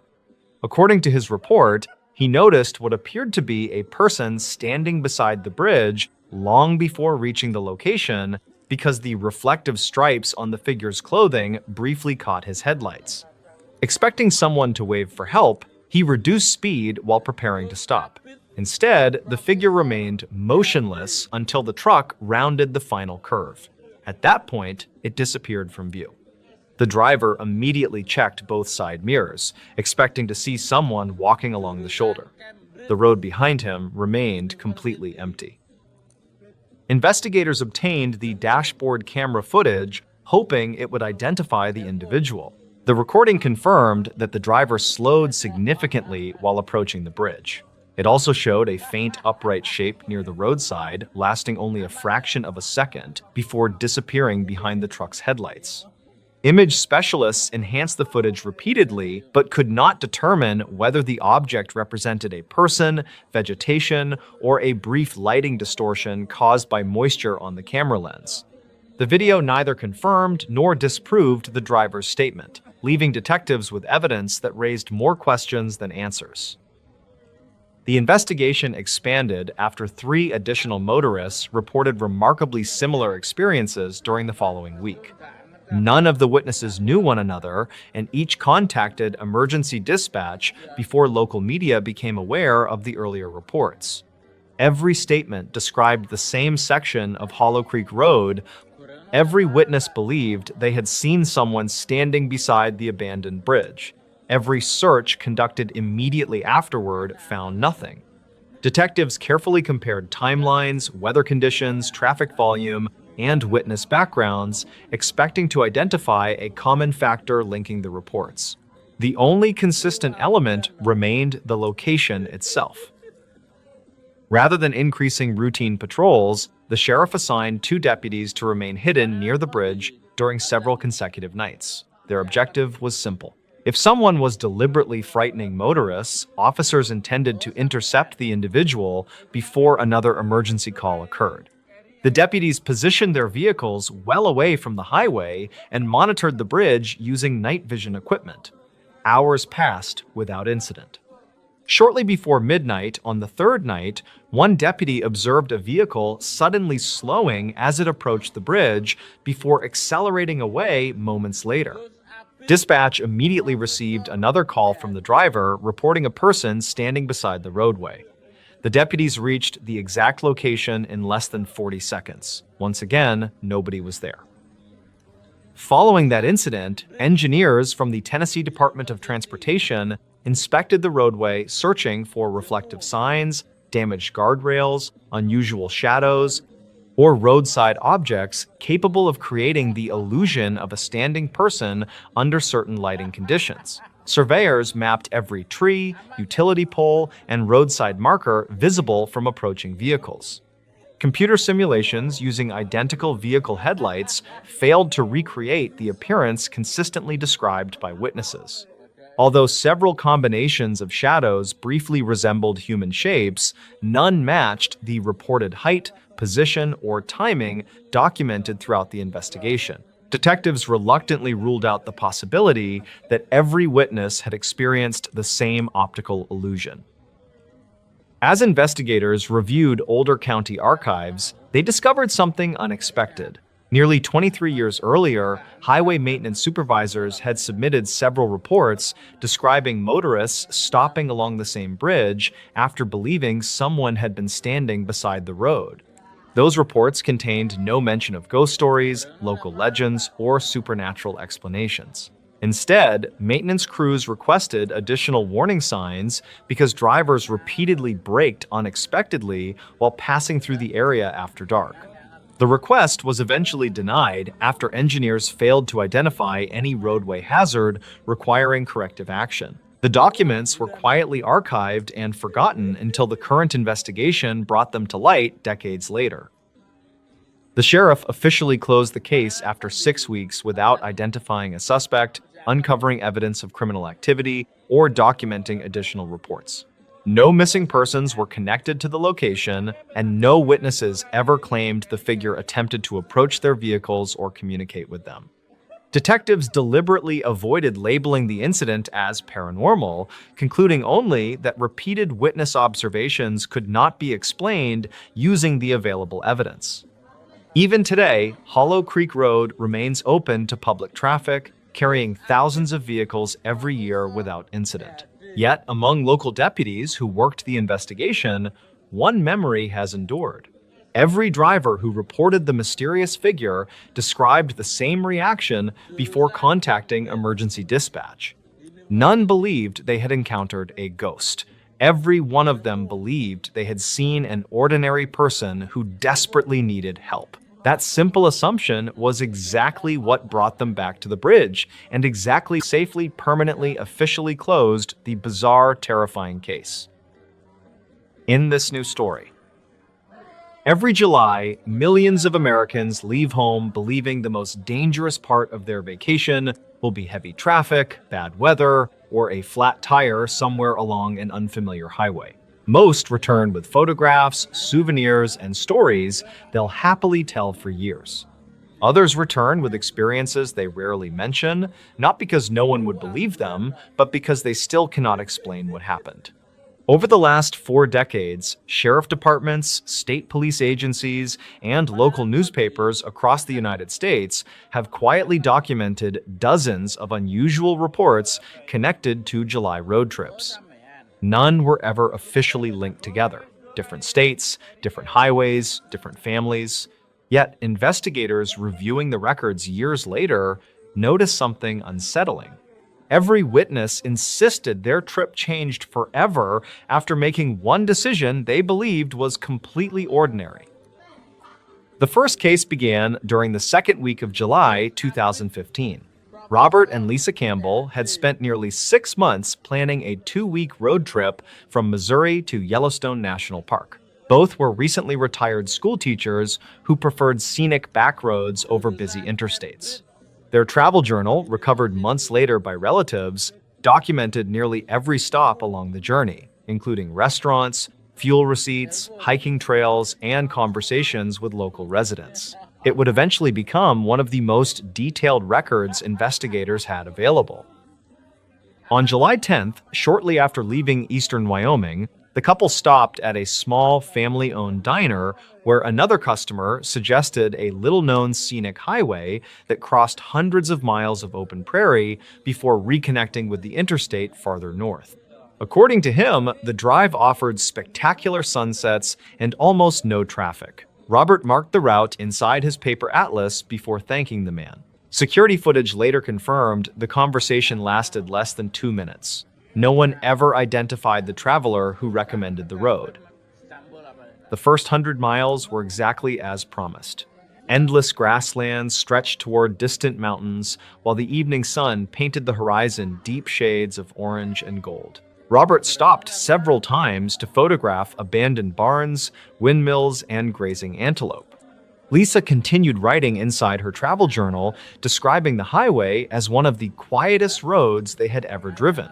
Shortly before sunset, she noted something unusual. They had not passed another moving vehicle for nearly 40 minutes, despite traveling during the busiest vacation month of the year. Around 8:30, they reached a weathered service station standing alone beside the highway. Its fuel pumps had been removed years earlier, but the building itself appeared occupied.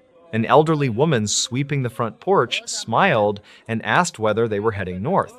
When Robert answered yes, she quietly suggested they continue driving until reaching the interstate without stopping again, regardless of what they might see along the road. Lisa later wrote the warning in her journal, adding that the woman refused to explain further before wishing them a safe trip. It seemed like an odd conversation, but neither considered it especially important at the time. Just after darkness settled across the prairie, Robert noticed headlights appearing several miles behind them. The vehicle never seemed to get closer, despite maintaining exactly the same speed for nearly 20 minutes. Whenever Robert slowed slightly, the distant headlights slowed as well. When he accelerated, they accelerated too. Curious, he eventually pulled onto the shoulder, expecting the other driver to pass. Instead, the headlights stopped almost half a mile away and remained perfectly still. After waiting several minutes, Robert returned to the highway. The distant lights resumed, following at exactly the same distance. They reached the interstate shortly before 10 and immediately noticed the headlights disappear. Relieved, they continued toward Billings without discussing the incident further. The following morning, while reviewing photographs from the previous evening, Lisa discovered something unexpected. One image, captured during sunset, clearly showed the highway stretching behind their vehicle for several miles. There were no headlights anywhere on the road. The timestamp matched the exact period when both insisted another vehicle had been following them. Photography specialists later confirmed the image showed no signs of digital alteration. The second case occurred 3 years later during July 2018 in northern Maine.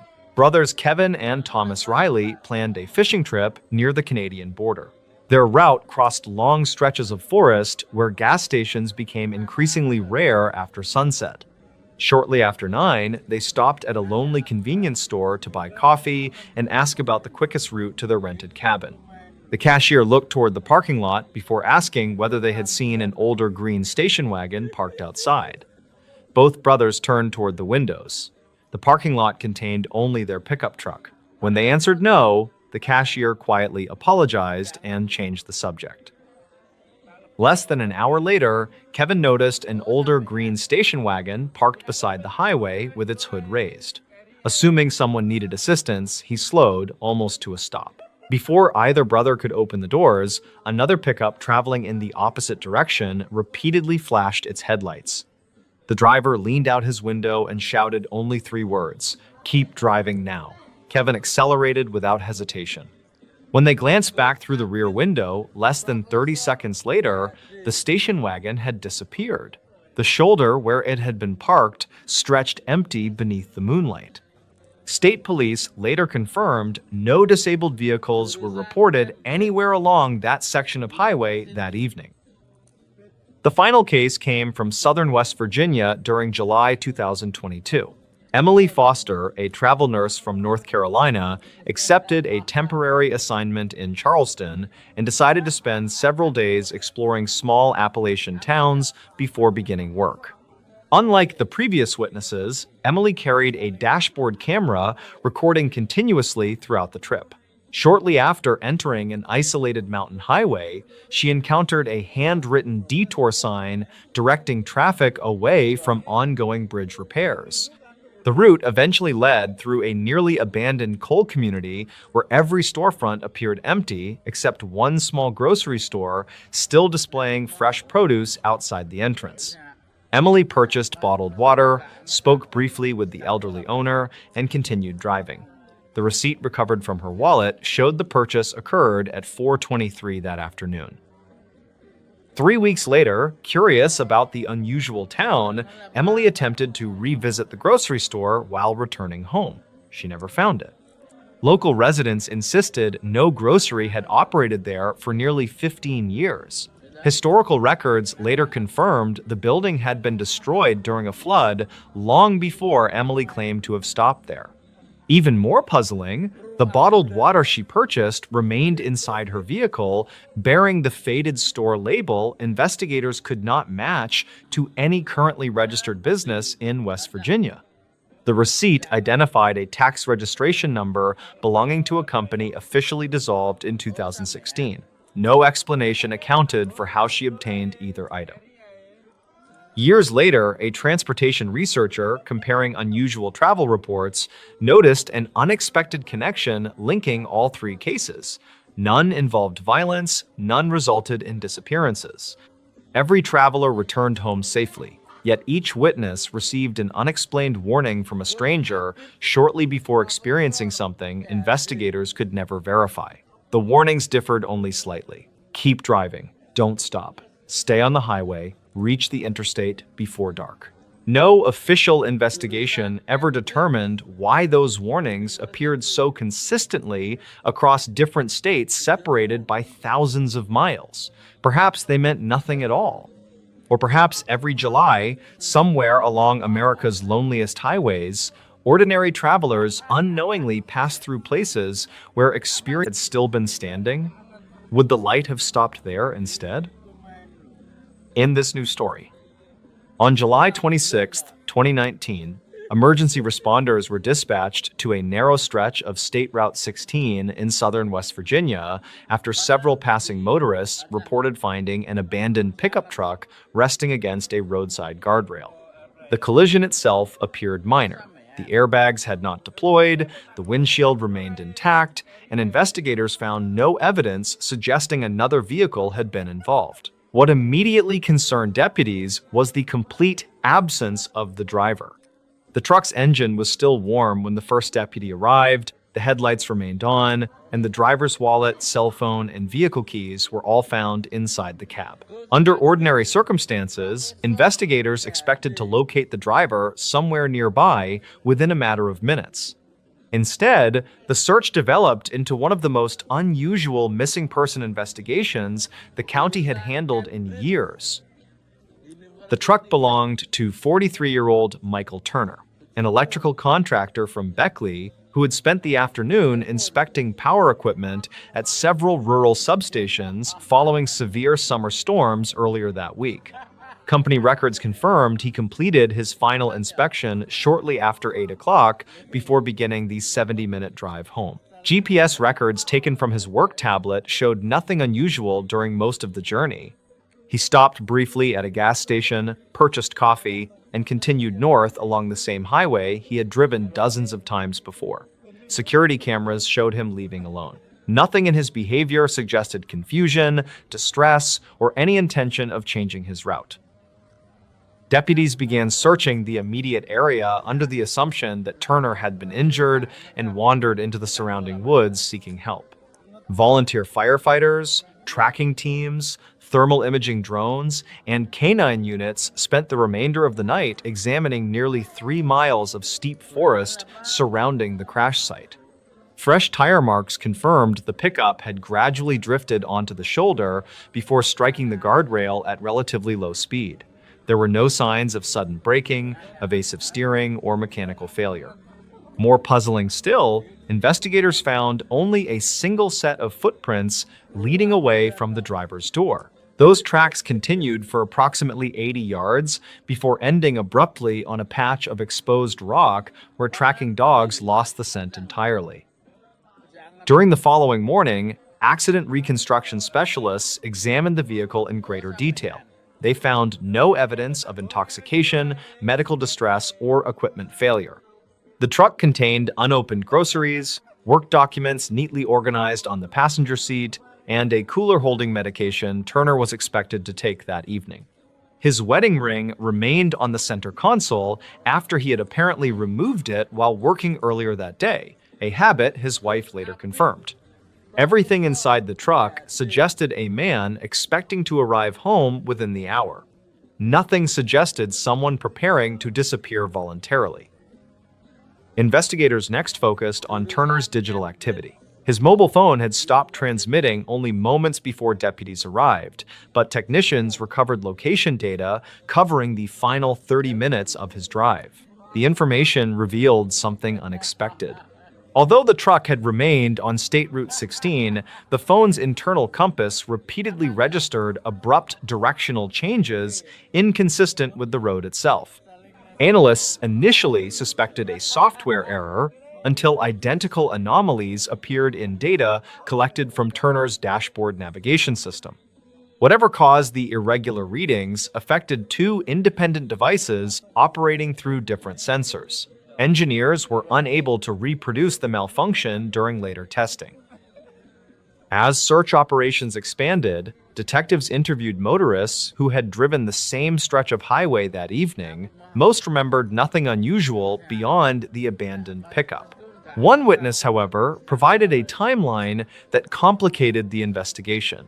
Traveling approximately 15 minutes behind Turner, She recalled passing the same white pickup twice within less than 10 minutes, despite remaining on the same road without making any turns. Investigators verified her route using toll records and fuel receipts. According to every available record, she could not have encountered the same vehicle twice unless one of the two timelines was incorrect. Yet, surveillance footage from a convenience store confirmed the time she entered the highway matched her statement almost exactly.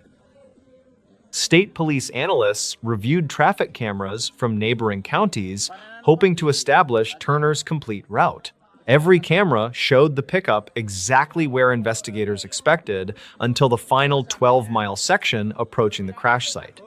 No cameras covered that stretch of road directly, leaving investigators to reconstruct events using witness statements, digital records, and estimated travel times.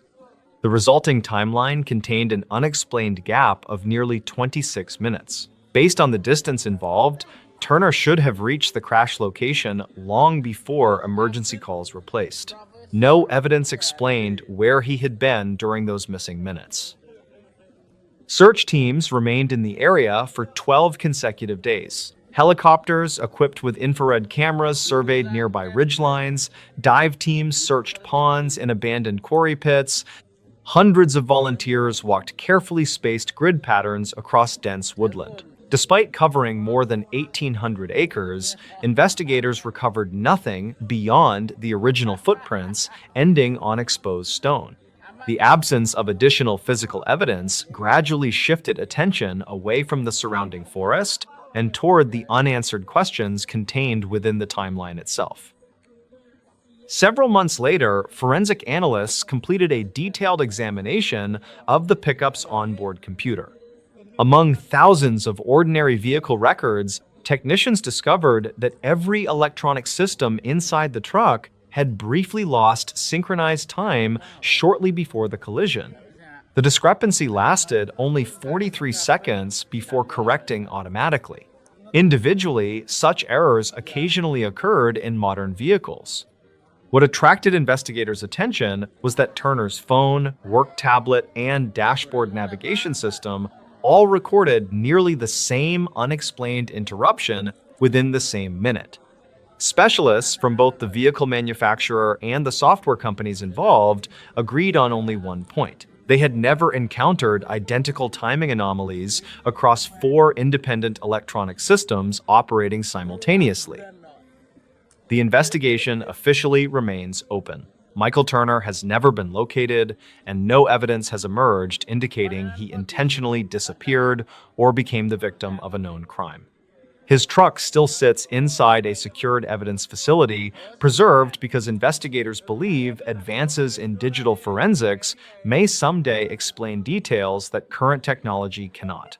The official case file concludes with a straightforward assessment stating that the available evidence is insufficient to determine what occurred during the final half hour of Turner's journey. For the detectives who worked the investigation, however, the unanswered questions begin much earlier than the crash itself. They begin with the missing 26 minutes, a routine drive home, and one of the careful attention. In this new story, the Appalachian Mountains stretch for more than 2,000 miles across the eastern United States, passing through 14 states and thousands of small communities. Millions of people hike its trails every year without incident. Families camp beside its rivers, hunters disappear into its forests before sunrise, and retired couples spend quiet weekends driving its scenic roads. Yet, despite its popularity, there are stories that rarely appear in travel brochures or history books. They survive through sheriff reports, ranger journals, local newspapers, and conversations shared on front porches long after the sun goes down. Most of these stories are never presented as proof of anything supernatural. Instead, they are remembered because no investigation, no expert, and no witness has ever been able to explain exactly what happened. This is one of those stories. In the autumn of 2019, documentary photographer Aaron Mitchell accepted a commission from a regional history museum in North Carolina. His assignment was simple: spend 3 weeks traveling through the Appalachian Mountains, photographing abandoned schools, churches, railroad depots, and coal camps before time erased them completely. Aaron was 45 years old, meticulous, and unusually patient. He preferred working alone, often waiting hours for the right natural light before taking a single photograph. His reputation depended on accuracy, and he never embellished his experiences to make a story more interesting. Friends often joked that Aaron could spend an entire day documenting an empty building without speaking to another person. That quiet personality made what happened during his assignment even more difficult to dismiss. His journey began without incident. During the first week, he photographed abandoned mining communities across Southwest Virginia before crossing into eastern Tennessee. Every evening, he uploaded his photographs, backed up his equipment, and wrote detailed notes describing each location. Those journals would later become one of the most important parts of the investigation because they documented exactly where he traveled, who he interviewed, and what he experienced each day. Nothing unusual appeared until the afternoon of October 14th, when he stopped at a nearly forgotten mountain church outside a community that no longer appeared on most modern maps. The church had been built during the early 1900s and officially closed more than 20 years earlier after the congregation became too small to maintain the property. Local volunteers still cut the grass several times each summer, but the building remained locked except during occasional historical tours. Aaron spent nearly 2 hours photographing weathered wooden pews, stained glass windows, and handwritten hymn books left inside glass display cases. Before leaving, he met an elderly volunteer named Charles Morgan, who had cared for the property for more than 15 years. Their conversation focused mainly on local history until Charles unexpectedly asked whether Aaron planned to continue driving after sunset. Aaron answered that he hoped to reach another abandoned school nearly 40 miles away before spending the night in a nearby motel. Charles paused before quietly replying, "If you're still in the mountains after dark, don't follow lights that weren't there during the day." Aaron assumed the comment referred to hunters or private property and thanked the man before continuing east. By late afternoon, clouds settled across the ridges while temperatures dropped quickly. Shortly after 7, darkness covered the mountain roads completely. Traffic became almost non-existent, leaving Aaron alone with little more than the sound of tires against damp pavement. Around 8:15, while crossing a narrow ridge, he noticed a single light glowing through the trees several hundred yards above the highway. At first, he assumed it belonged to an isolated farmhouse. Less than a minute later, another light appeared farther along the same ridgeline. Then another. Within 5 minutes, 6 separate lights stretched across the mountainside. None moved, none flickered. They remained perfectly steady despite there being no visible roads or buildings nearby. Aaron stopped at a gravel turnout to photograph the unusual sight. Through the camera's viewfinder, the lights appeared unusually bright against the dark forest. He adjusted focus several times but could not identify their source. They looked too small to be houses and too steady to be flashlights. After taking several photographs, he climbed back into his vehicle and continued driving. Less than 10 minutes later, he rounded another bend and saw the exact same line of lights again, now appearing on a different mountain entirely. He checked his navigation screen to confirm he had continued east without turning around. The map showed no intersections capable of returning him to the previous overlook. Yet the pattern of lights looked identical, right down to their spacing across the ridge. The following morning, Aaron reviewed the photographs over breakfast, expecting to identify distant cabins hidden by darkness. Instead, every image showed an empty mountainside. The trees, ridges, and night sky appeared exactly as he remembered, but the lights themselves were missing. Thinking the camera had malfunctioned, he compared the digital timestamps. They confirmed the photographs had been taken during the exact period he remembered stopping beside the highway.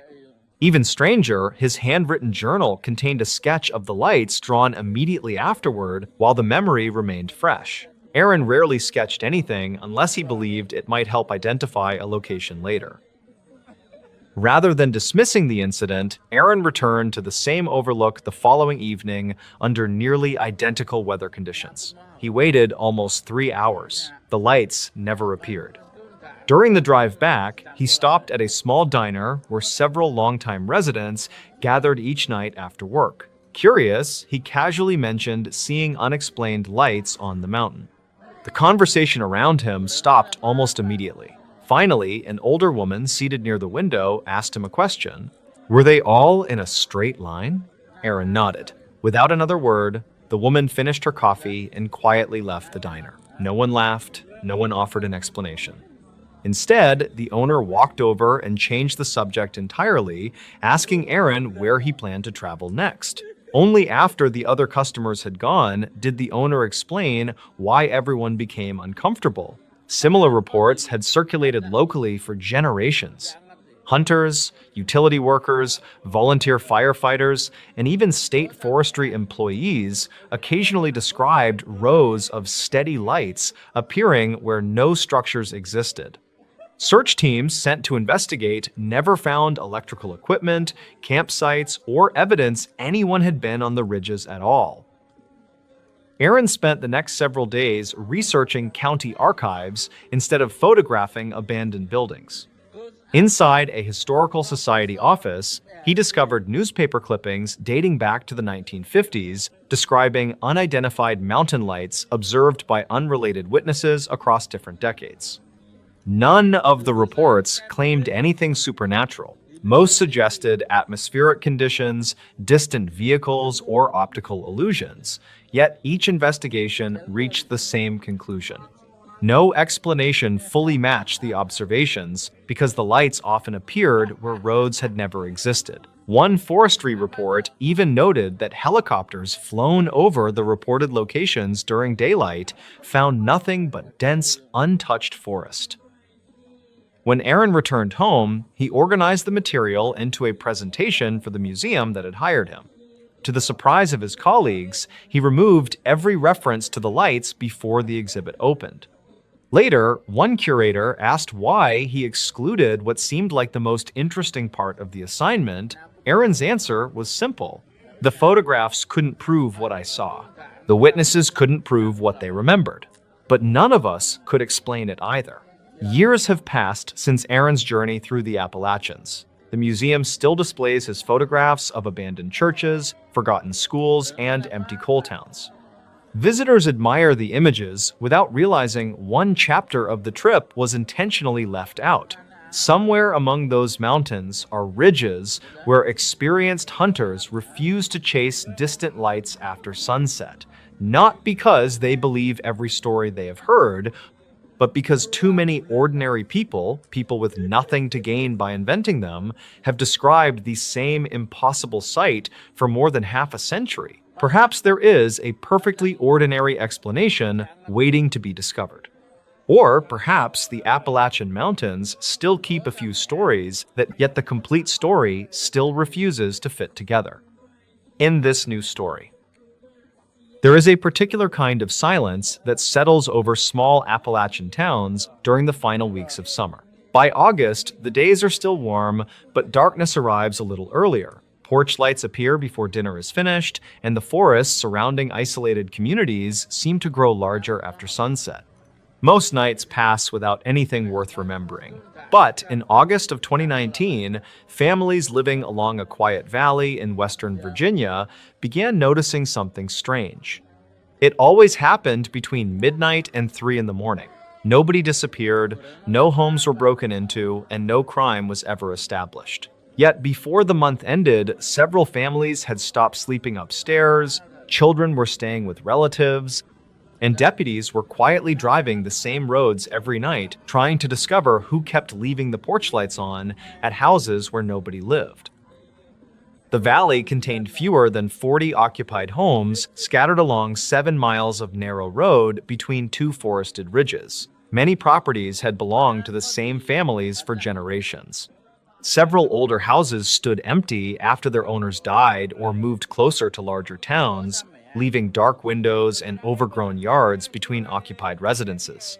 Everyone knew which houses were vacant, That familiarity was important because the first unusual report involved an abandoned farmhouse that had not received electricity in nearly 11 years. Shortly after 1 o'clock on August 4th, a woman living across the valley noticed its front porch light glowing steadily through the trees. She watched it for several minutes before deciding someone must have purchased the property. By morning, the light was gone. 2 days later, her husband walked to the farmhouse expecting to find contractors or signs of recent activity. The grass surrounding the building remained waist-high. A chain still secured the front gate, and fallen branches blocked part of the driveway. Through a broken basement window, he could see that the electrical meter had been removed from the exterior wall years earlier. Nothing suggested anyone had entered the property. He mentioned the light to a neighbor who immediately described seeing something similar at another vacant house farther north during the previous night. That house had been empty since a fire damaged its kitchen 5 years earlier. Its porch light had also appeared shortly after midnight. The neighbors initially treated the incidents as an odd coincidence. Reflections from passing vehicles could create convincing illusions along the valley, especially when humid summer air settled close to the ground. That explanation became harder to accept after a third light appeared. On August 9th, a retired schoolteacher woke shortly before 2 in the morning and noticed a bright yellow glow outside her bedroom window.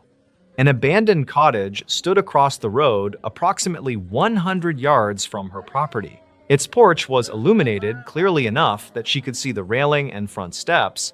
She watched from her window for nearly 15 minutes. No vehicle approached, nobody crossed the yard. Then the light switched off instantly. The following morning, she contacted the county sheriff's office. A deputy inspected the cottage and discovered that the electrical service had been disconnected 8 years earlier. The porch fixture still contained an old bulb, but wiring inside the wall had deteriorated badly enough that an electrician later confirmed it could not have operated normally. There were no footprints around the building and no signs of forced entry.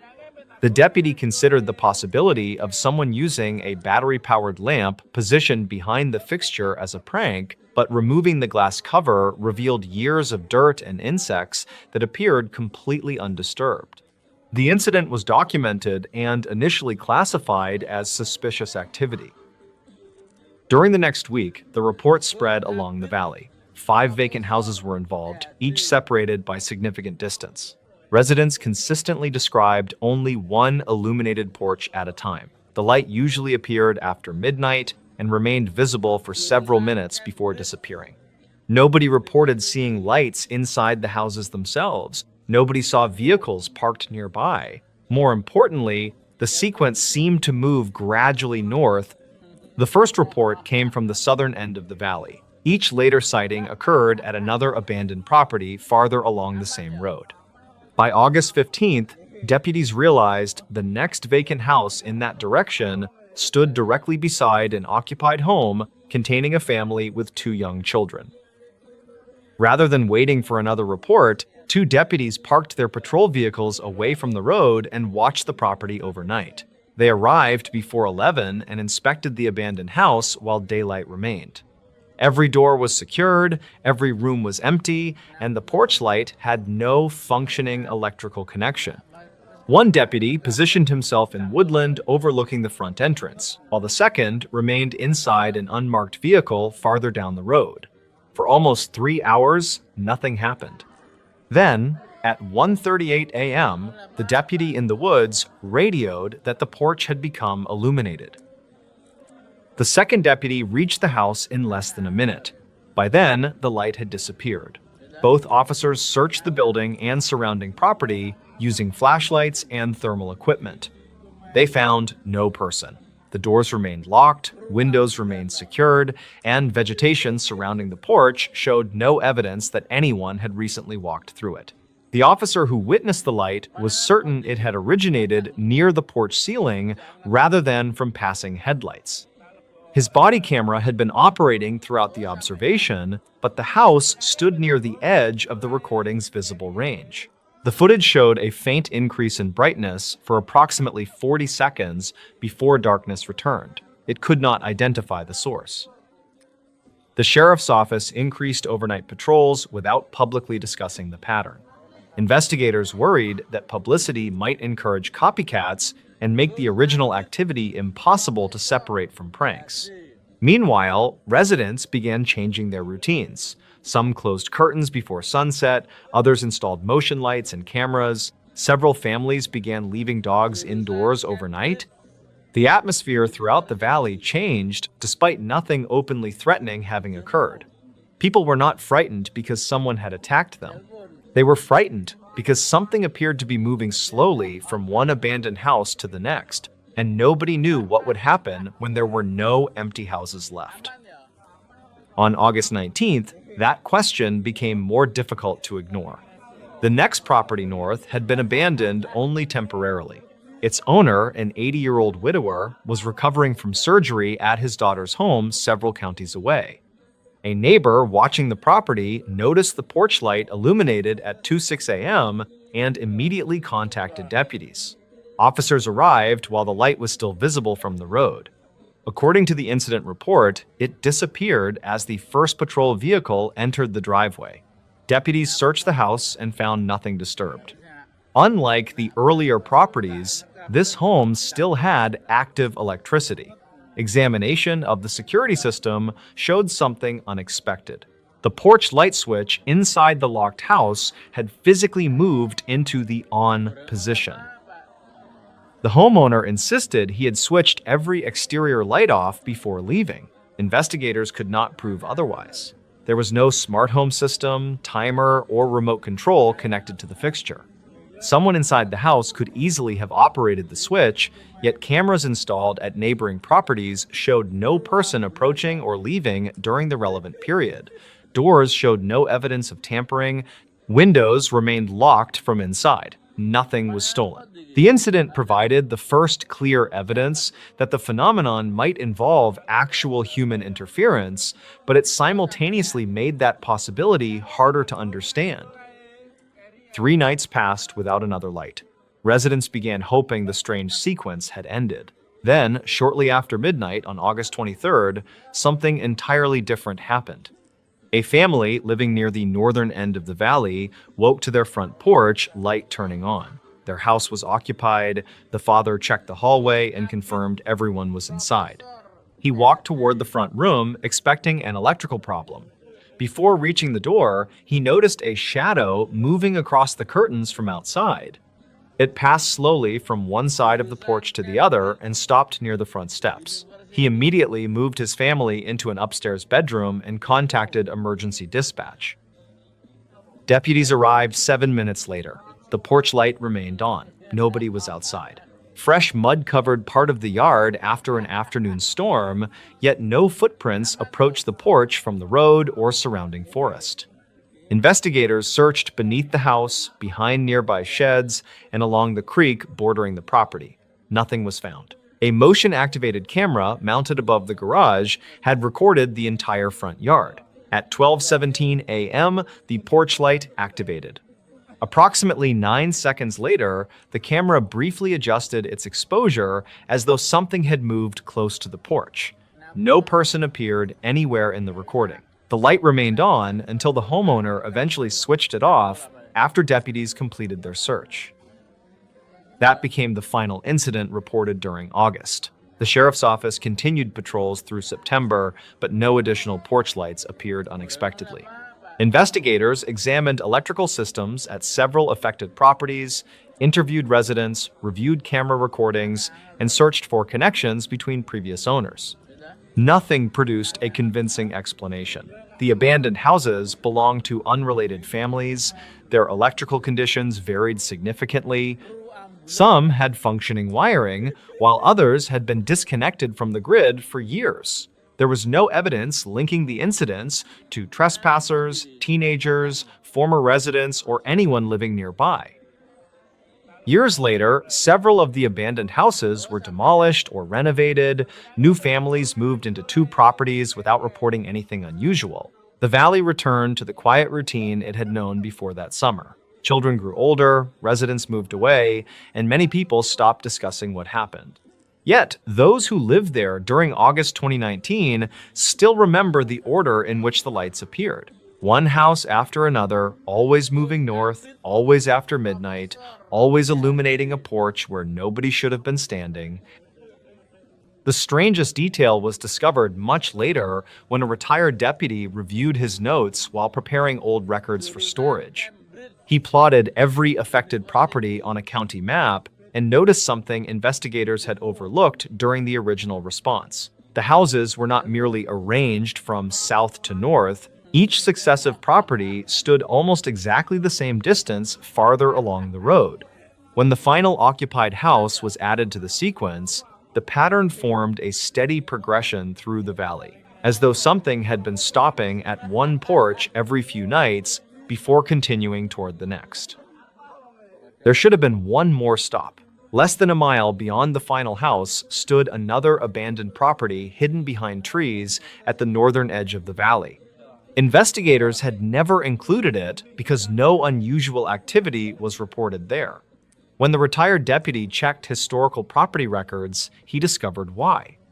The house had been demolished on August 22nd, one day before the porch light appeared at the occupied family's home instead. Nobody has ever established whether that timing meant anything. No official report describes the incidents as paranormal, and everyone involved accepts that an ordinary explanation may still exist. But for the families who spent those quiet August nights watching lights move slowly closer through the mountains, one question remains difficult to forget. If that last abandoned house has unexplainable ancient predatory anomalies.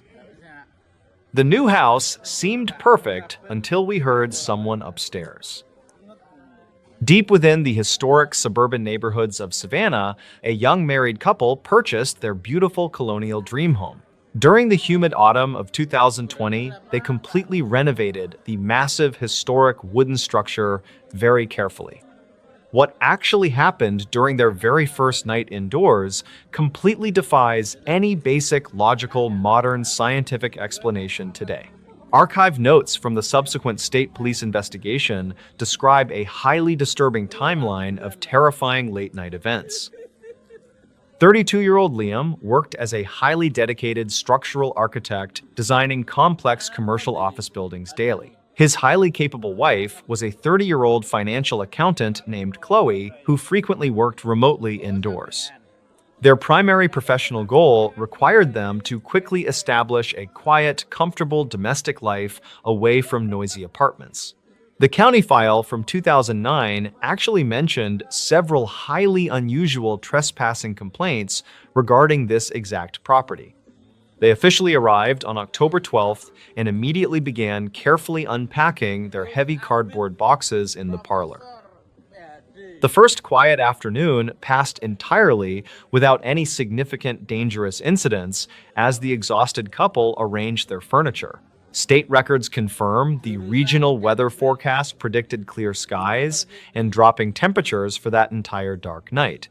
However, Chloe woke up shortly after midnight because she clearly heard strange, heavy footsteps echoing above their ceiling. She initially assumed a large, heavy animal was aggressively exploring the completely unfinished, dusty, wooden, dark, hidden attic. When she cautiously listened closer, the heavy, rhythmic footsteps instantly ceased completely in the cold, oppressive, silent house. Liam quickly discovered a highly bizarre, locked, heavy wooden door blocking the narrow hallway leading toward the stairs. The strange, unexplainable, heavy door was perfectly solid, and it featured 3 massive modern steel deadbolts installed backwards. Some locals claimed a rogue, eccentric previous owner actively hid dangerous structural damage behind heavily reinforced wooden barricades. Investigators never confirmed those specific wild, unsubstantiated rumors and strictly maintained the property was entirely structurally safe generally. Liam carefully photographed the bizarre locked barricade and noted that the surrounding drywall showed extreme signs of stress. The highly stressful situation escalated drastically during that dark hour when an awful chemical smell suddenly arrived continuously.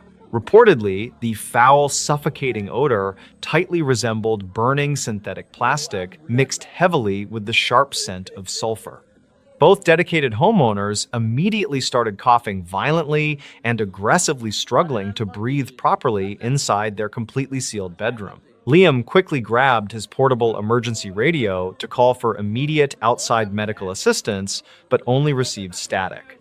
Dispatch logs show no emergency distress calls were ever successfully officially recorded by the regional police department then. Suddenly, a massive, unseen, heavy physical force violently shook the solid foundation and violently rattled the thick windows. Liam scrambled frantically toward the dark hallway and desperately aimed his high-powered security flashlight toward the ceiling. The glowing beam instantly revealed an enormous, intense, dark mass standing perfectly still directly behind the stair banister. The strange, dark anomaly lacked any discernible biological features and completely blocked the normal, bright ambient light entirely. Records conflict regarding exactly how long they silently, terrifyingly watched the imposing tall anomaly before it slowly retreated. Chloe frantically, urgently insisted they absolutely needed to completely abandon their newly purchased historic home and run outside. Liam completely strongly agreed, but they soon realized the main electrical breaker panel was constantly displaying erratic sparks. They were effectively hopelessly trapped inside a massive, unforgiving structural maze known for permanently confusing, highly experienced contractors. The desperate, anxious architect decided to blindly, violently run toward the front door, hoping to retrieve his keys. He confidently, blindly sprinted continuously through the freezing dark living room until he eventually physically discovered the entrance. Liam remained entirely, completely, silently hidden behind the thick, solid wooden couch while intensely listening for aggressive movements. Archived notes from Liam stated he repeatedly caught brief, terrifying glimpses of pale, smooth, large objects moving swiftly. Every single time he abruptly, cautiously raised his head to firmly point out the hidden observer, they vanished. Utter physical, mental exhaustion eventually heavily forced him to quickly, carefully establish a completely vulnerable, unprotected defensive position. He huddled tightly, safely, against the heavy metal radiator while strongly clutching a heavy steel flashlight for protection. Around 2 in the freezing morning, the surrounding dark, dense house suddenly fell totally dead silent entirely, completely. A deep, guttural, mechanical humming sound slowly, continuously began to violently vibrate through the damp dirt beneath floorboards. Some locals claimed strange underground natural gas releases occasionally plagued the Savannah region, but geologists officially found nothing. Liam frantically, aggressively scanned the pitch-black distant hallway with his heavy flashlight, but the expensive battery died. He silently screamed internally in absolute, sheer, unadulterated terror when a tall, pale, smooth shape casually stepped forward. The towering, featureless, pale entity did not overtly, aggressively attack the reinforced door, but simply stood motionless completely. Liam slowly, hesitantly gripped his heavy steel flashlight tightly, but his frozen, numb fingers were constantly heavily trembling. The bizarre, towering, unknown creature emitted another deep, deafening, humming vocalization that violently, instantly, completely shattered the windows. Plunged into total, suffocating, pitch-black darkness inside the house, the terrified young couple blindly, frantically crawled desperately. They hopelessly, blindly waited continuously inside the highly secure, locked basement room until the early morning sunlight arrived. A commercial utility repair operator miraculously happily found the rural property completely devastated near the heavily designated street. The highly traumatized young couple was severely, badly dehydrated and suffering from multiple minor bleeding lacerations from glass. State records confirm they were quickly, safely, immediately transported to a local regional medical hospital and strictly treated When heavily armed local police deputies eventually carefully, safely navigated back to retrieve the abandoned property, they discovered chaos. The heavy, durable wooden interior doors were entirely melted into toxic puddles, and all metal hinges twisted. Liam was tragically completely unable to mentally process his terrifying experience despite the massive, highly coordinated psychological support. Highly trained tracking search dogs entirely lost any distinct individual scent trails near the steep property edge. Law enforcement officials firmly suspected the quickly fleeing couple accidentally entirely hallucinated the terrifying massive entity.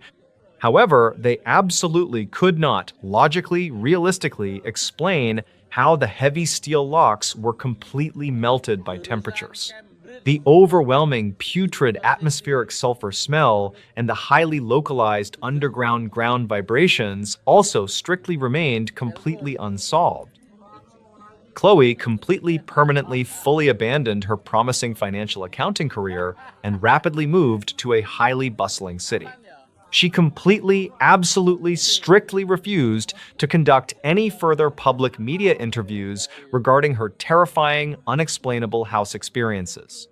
She eventually, safely wrote a highly obscure, completely anonymous internet blog detailing her intense, lingering, severe trauma. Reportedly, she severely suffered from chronic, daily heavy insomnia and constant, terrifying nightmares featuring tall, smooth entities. Dispatch logs regularly show she frequently, frantically called local urban police authorities, continually complaining about heavy vibrations. The deep, dark, isolated suburban Savannah house remains thoroughly abandoned and heavily feared by residents. Experienced local rural real estate agents aggressively, strictly discourage overly ambitious amateur novice buyers from exploring acreage. Official public state records conflict regarding the actual, total, highly accurate number of missing trespasser cases strictly linked. Some ambitious, independent amateur internet investigators occasionally, completely venture into the dark, unmarked house hoping for evidence. Most of them always safely return completely empty-handed, while a few others quickly emerge with unsettling stories. The absolute, complete lack of any definitive, hard physical evidence continually, profoundly frustrates those who believe. The completely destroyed internal security cameras completely, permanently erased any potential digital visual proof of the entity. Vociferous internet online skeptics constantly, loudly, aggressively argue that sheer blind panic and total utter darkness easily transformed. Archived notes thoroughly gathered from the official local police investigation strictly concluded that an undocumented leak, yet the exact, highly specific, true physical origin nature of those massive, perfectly smooth, melted door frames remains. University biology science experts easily, permanently dismiss the crazy, ridiculous, bizarre idea of a completely unknown anomaly. They constantly, strongly argue that an active, healthy, massive biological population of large hidden creatures leaves evidence. No unusual biological organic hair samples or strange skeletal biological bone remains have ever been definitively positively linked. Some locals claimed the federal, national, centralized government aggressively, permanently suppressed the actual truth to protect operations. Investigators never confirmed any grand, illegal, hidden conspiracy and simply Richard Russell, better known as Bebo by his friends and family, was born in 1989 in Key West, Florida, but at the age of 7, he moved to Wasilla, Alaska. He was a standout athlete at Wasilla High School, competing in football and in track and field. After graduating in 2008, he moved to Coos Bay, Oregon, where he briefly attended a community college. While he was there, he met a woman named Hannah Strassner, and in 2011, they got married. And shortly after that, they opened a bakery that they would run together for 3 years. Hannah, who had gone to culinary school, was very detail-oriented and ran the show at the bakery. Bebo, on the other hand, was not professionally trained and was much more laid back and interested in experimenting with new and wild recipes. In 2015, with heavy hearts, they decided to sell the bakery so they could move to Seattle and be closer to Hannah's family. Once they arrived there, Bebo got a job at the SeaTac airport as a ground service agent for Horizons Airline. It was not a job he necessarily wanted, but they needed the cash. After working at Horizons Air for 4 years as a ramper, someone that moves the luggage in and out of the aircraft, Bebo was given some additional responsibility. They asked him to be on a 2-person tow team. A tow team is in charge of moving airplanes around in between their flights. And so the way this works is one person goes down and drives the actual tow vehicle and hooks that up to the airplane and begins moving it around, and the other person would go up into the cockpit, turn the plane on, and then work a couple of very basic systems to help get the plane to go where it needs to go. The members of a tow team are one of the very few number of people that are allowed to go into the cockpit of an aircraft by themselves. And so Bebo really relished this opportunity, and when he was up there, he found himself fascinated with all the controls, and any chance he got, he would ask a pilot if they were inside of the aircraft to teach him what some of these controls were. But one time, Bebo was flipping some of the switches in the cockpit that he was not supposed to touch that other pilots had told him about, and the pilot of this particular plane caught him doing it, took exception to it, and reported him. But surprisingly, there were no repercussions. It was just really embarrassing for Bebo. Like many of the other ground service agents working at Horizon Airlines, Bebo was generally unhappy with his job. He felt like it was boring, that there wasn't much upward mobility, and that he was criminally underpaid. But there was one redeeming quality of his job, and that was, in virtue of working for an airline, he got all sorts of free airfare. And so not only did he get to fly for free all over the world, he got to fly basically anytime he wanted up to Alaska to visit his hometown and see his family, something that was very important to him. The people that knew Bebo said he had a great sense of humor, he was extremely friendly, and you could always catch him with his head buried in a book. And his co-workers would say he had aspirations to be an officer in the military. And when all those people that knew Bebo the best were asked, why do you think he did what he did on August 10th, 2018? None of them have an answer. On that fateful day, at 1:35 p.m. local time, a passenger airplane owned by Horizon Airlines flew into SeaTac Airport, where Bebo worked. And so this plane was not scheduled to fly for the rest of the day, so it was taxied to the far north section of the airport to a parking spot called Cargo 1. At 7:15 p.m. that evening, Bebo arrived at Cargo 1, and he climbed inside the empty aircraft and made his way into the cockpit. He followed the startup procedure until the plane was on and the propellers were starting to turn. He hopped out of the plane, got in his tow vehicle, and used it to turn the plane around so its nose was pointed towards the airfield. He moved the tow vehicle out of the way and then climbed back inside the aircraft, shut it behind him, and got in the cockpit and began taxiing out towards the runway. For the next few minutes, air traffic control bombarded Bebo over the radio, asking him, "What are you doing? This is unauthorized movement. You should not be heading towards the runway right now." But Bebo never responded. Instead, he just continued on until he reached the beginning of the runway, at which point, despite having no flight experience, minus some video games and fiddling with some switches in the cockpit while he was in the tow team, he managed to go full throttle and get this plane careening down the runway and successfully took off. But that was nothing compared to what he did next. Over the course of his 1-hour-long flight, he expertly performed backflips and barrel rolls and these huge loops in the sky, dangerous maneuvers that even expert pilots might risk stalling the plane and crashing. But he didn't. It was like he'd been doing this his whole life. Onlookers on the ground were shocked to see this passenger airline performing these ridiculous stunts so low to the ground that all over Seattle, you had people filming this plane and posting it to social media. So in real time, it was like the world was made aware of Bebo up in the sky. And so people went outside and just watched as he flew around. But the real story is not the aerial stunts that Bebo was pulling in the sky. It was the strange, calm conversation that Bebo had with the air traffic controller the whole time he was up in the sky. The extremely professional, very calm air traffic controller tries to convince Bebo that he really needs to come down and land this aircraft. And he begins telling him where he can go, different airfields, and if he needs to, he can land out in the Puget Sound. But Bebo kind of laughs it off and says, I wasn't really ever trying to land this plane. I just wanted to do a couple maneuvers before I put it down. And so as Bebo soared through the sky, this controller tries in vain to convince Bebo to stop what he's doing, and Bebo's just completely ignoring him and cracking jokes with him and telling him how he just loves the scenery up there and how beautiful it is. And then at one point, Bebo becomes remorseful, and he says to the controller that he really hopes he hasn't ruined his day, and he feels really bad for for the people that he's inevitably going to hurt. And then in Bebo's most poignant moment, he tells the controller that he's just a broken guy and he's got a couple of screws loose and he didn't know it until now. Towards the end of the flight, Bebo tells the controller that he's going to try for one more barrel roll,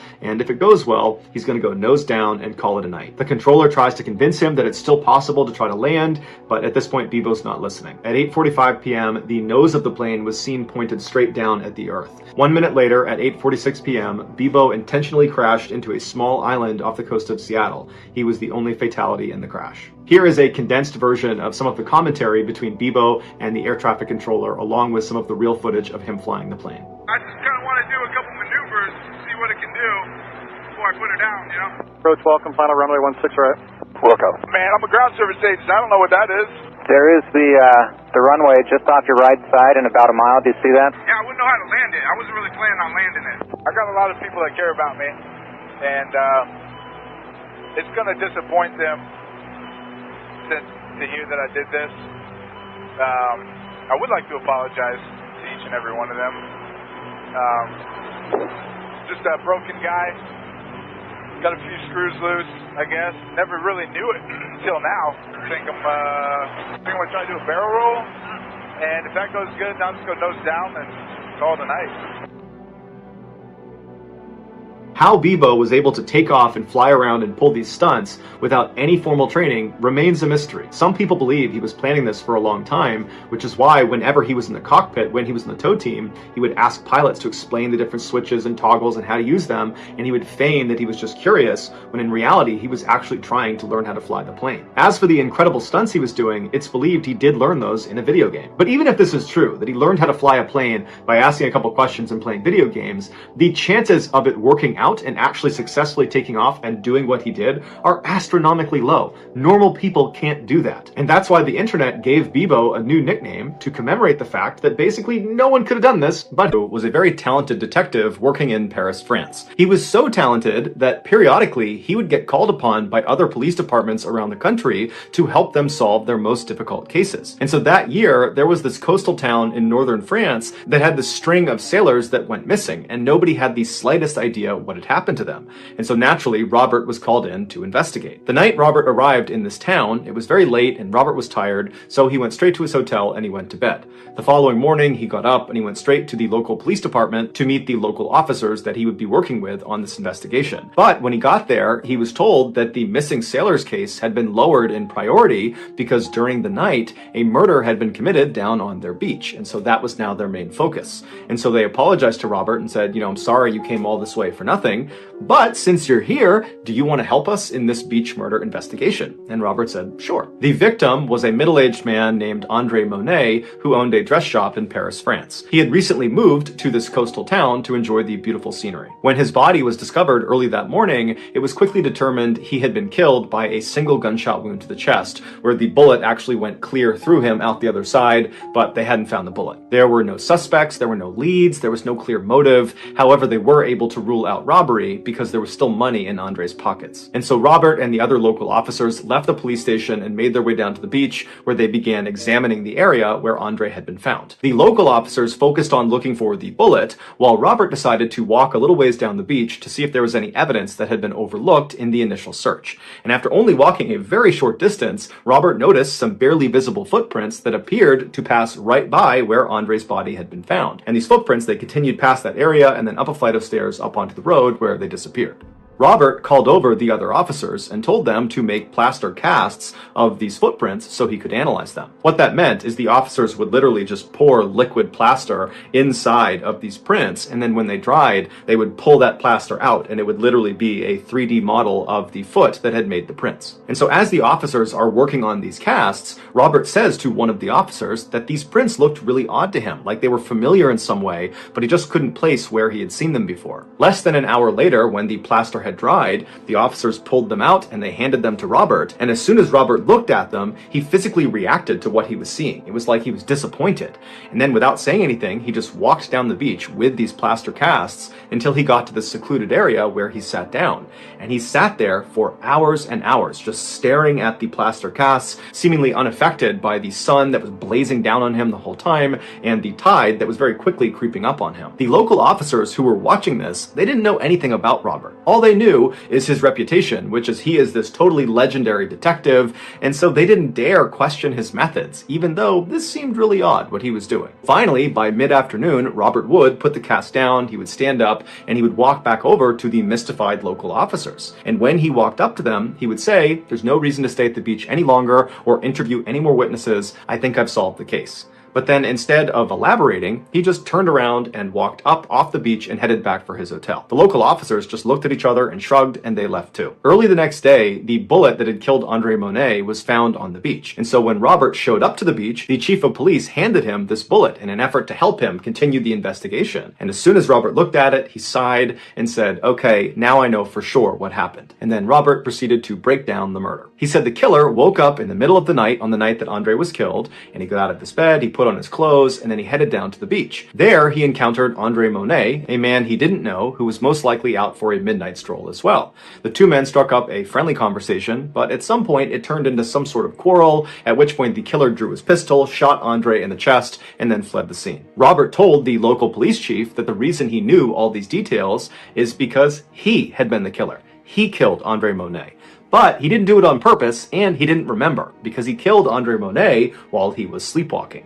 He told the chief when he was given those plaster casts of those footprints, he knew immediately why he thought those prints looked so familiar. Because as soon as he looked at the casts, he could tell whoever had made the prints was missing a toe, and as it happened, Robert was missing a toe. So those prints looked exactly like his footprints. And that morning, when he had woken up in his hotel room before even going down to the beach, he had noticed that his shoes and his socks, which were next to his bed, were sandy and damp. And he thought that was so strange because he couldn't remember how they got that way, but he was too busy to investigate. And that night, after he had sat all day looking at the casts and then left the beach, leaving the local police officers totally mystified, he had gone back to his room, and the first thing he did was get his revolver out from under his pillow, and he discovered that one bullet was missing, and he always kept his revolver fully loaded. And so he spent the rest of the night trying to convince himself that this was just one big coincidence, but the following morning, when he was given that bullet, he knew immediately that this was not a coincidence. The bullet that had killed Andre Monet was the same type of ammunition that he loaded his revolver with, and so he had to be the killer. He had effectively caught himself. The police were totally shocked and did not believe this at first.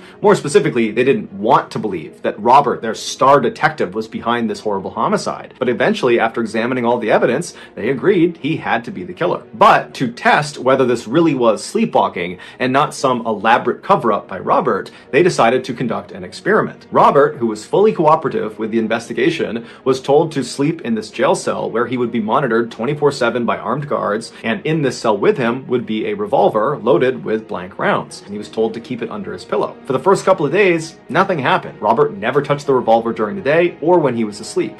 But about a week into this experiment, Robert suddenly woke up in the middle of the night in this trance-like state. He reached under his pillow, pulled out the revolver, and began firing at the guards right outside of the cell. And so this convinced the police that Robert had been telling the truth about what happened to Andre Monet. He really had killed him while he was sleepwalking. A decision was made not to prosecute Robert for the murder. Instead, they decided to basically exile him for everybody's protection. And so from then until 1937, when Robert died, he was forced to live alone on this secluded farm outside of Paris, where the only visitors he ever got. 51-year-old Mark Tromp and his wife, 53-year-old Kobe Tromp, had established a successful red currant farm and earth-moving business at their property in Sylvan, which is just outside of Melbourne. Their 3 adult children, which were 29-year-old Rihanna, 25-year-old Mitchell, and 22-year-old Ella, all lived and worked with them at the farm. But their seemingly ordinary lives would change forever on Monday, August 29th, 2016. That day, without any warning, the family dumped their passports, credit cards, and cell phones on the kitchen table and ran out the front door, leaving it unlocked. They hopped into Ella's car and drove north. 30 kilometers into their journey, and it was discovered that the son, Mitchell, still had his phone, and so the others yelled at him to throw it out the window, and so he did. He chucked his phone out the window. The family drove all day and night until they reached a motel in the New South Wales town of Bathurst,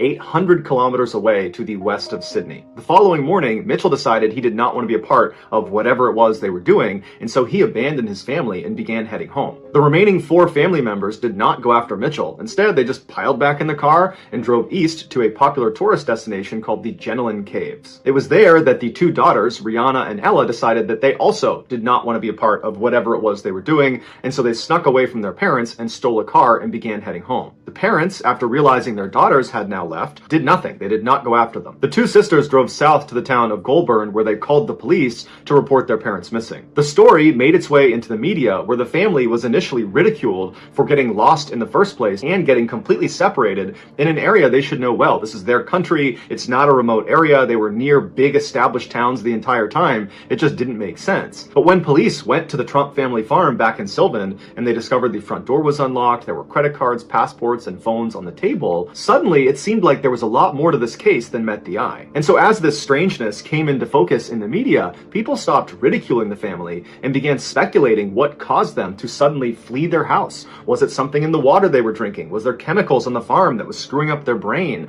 Were they running from someone? Were they in debt? What was it that caused this strange sudden departure? Back in Goulburn, after reporting their parents missing, Rihanna and Ella inexplicably separated at a gas station. Rihanna just climbed in the back of some utility truck, and Ella hopped in the stolen vehicle and started driving home. Later that night, Ella would become the first Trump family member to be located by police when she arrived at the farm and police were waiting for her there. Mitchell would arrive back home the following morning after taking a series of trains to get there. Once Mitchell and Ella were reunited, they made a statement to the media outside of the family farm, and as you're looking at them, it's clear they're totally shell-shocked. They don't know what's happened, and they're trying to articulate why their family left in the first place and what they were doing and where they're going, and the best they could do was to say, well, there was a lot of pressure on our family, and it was building up, and these things are just difficult to explain, and I don't really know what we were doing. Mitchell would say that there was a belief that people were after them, there was some paranoia there, but that paranoia was predominantly held by their parents. While Mitchell and Ella were certainly in a state of shock, they did seem mentally stable. The same could not be said for their sister, Rihanna. She was discovered by the driver of the truck she had snuck into after he had driven over an hour away. He had pulled over to check on something. He had gone around the back and then had the life scared out of him when he saw Rihanna just sitting there in a what he called catatonic state. She didn't know her name. She didn't know where she was. She was just sitting there. Rihanna was taken to the Goulburn Hospital where she was put into their psychiatric unit. As media interest grew, the parents, Mark and Kobe, got back in their car up at the Genelin Caves and drove south towards Melbourne. A day later, on Wednesday, the pair had driven 600 kilometers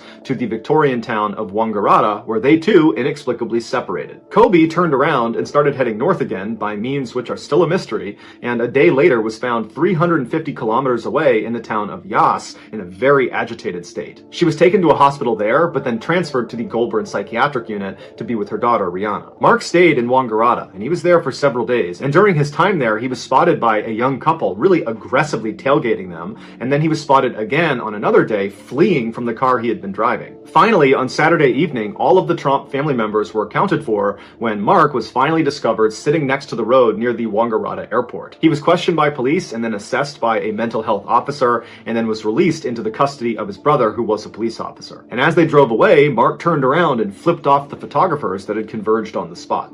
He later released a more contrite statement, apologizing for the hurt and concern that were caused by these events, and he also paid respect to the police and the volunteers that went out looking for them. After the investigation, the police determined that nobody was chasing this family. They were not in any danger. The family had also not taken any drugs. They were not in debt. They were not involved in any sort of religious cult. And prior to this strange event, the family had no history of mental health issues. After the dust had settled and the Trump family was just back at their farm going about their normal life, every media outlet wanted an interview with them to try to learn more about why this strange thing happened. But the family said, we're not doing interviews, we're not putting out any more statements, we just want to be left alone.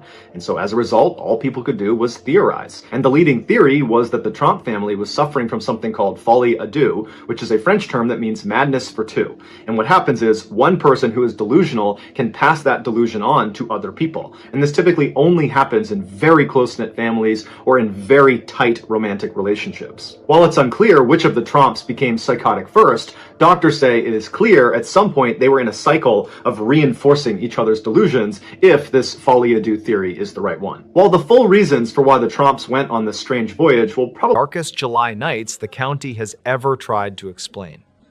In this new story, in September of 2022, the West Virginia Association of Chiefs of Police hosted its annual investigative conference in Charleston. Among presentations covering homicide investigations, search and rescue operations, and digital forensics, one session attracted unusual attention despite involving no confirmed crime. The presentation examined a series of unexplained incidents reported over nearly 3 decades by residents of small mountain towns scattered across Appalachia. None of the cases resulted in arrests, none involved identifiable suspects, and none were officially classified as criminal investigations. What connected them was something far more unusual.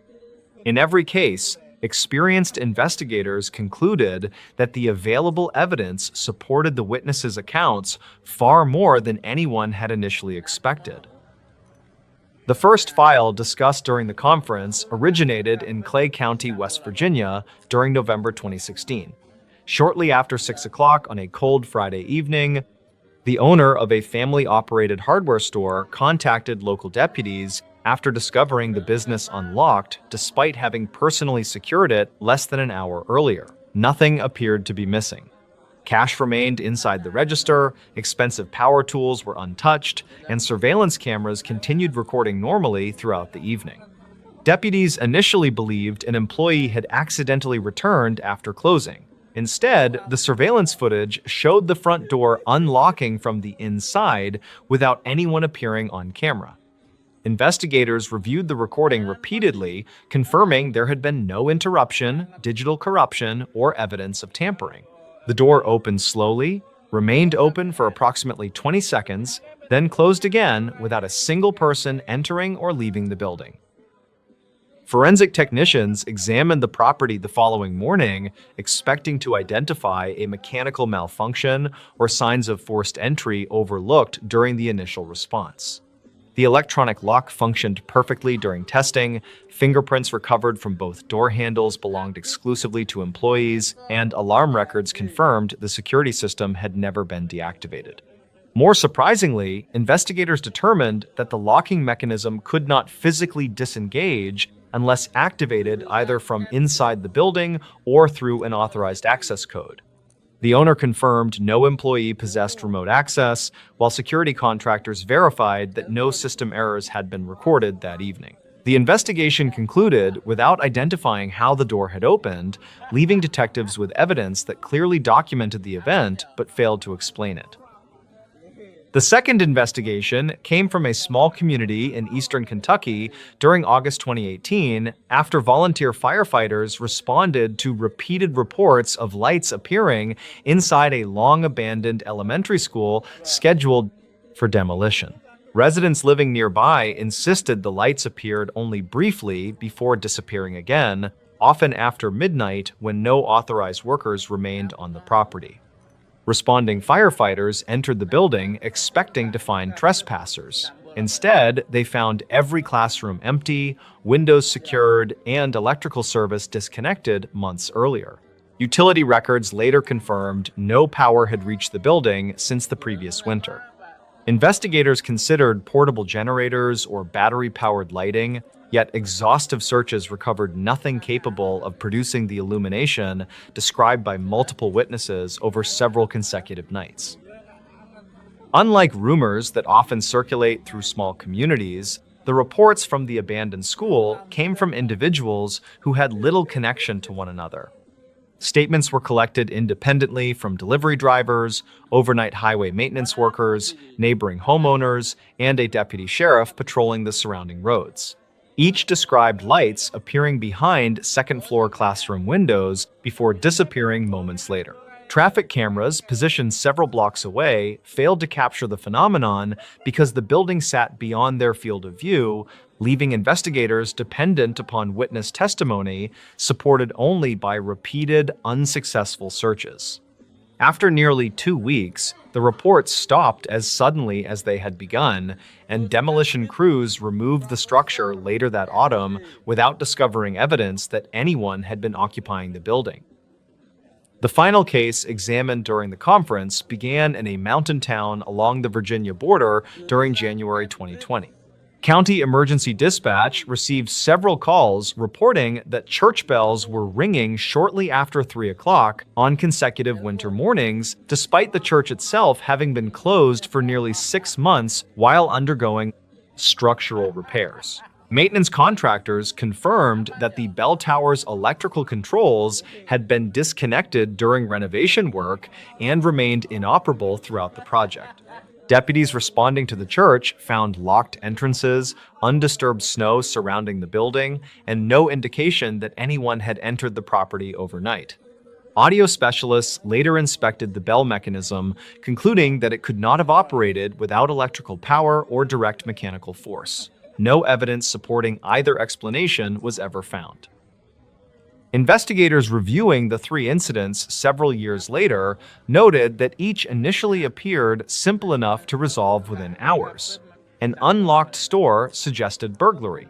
Lights inside an abandoned school suggested trespassing. Church bells ringing before dawn suggested vandalism. Yet every investigation gradually moved away from those ordinary assumptions as physical evidence refused to support them.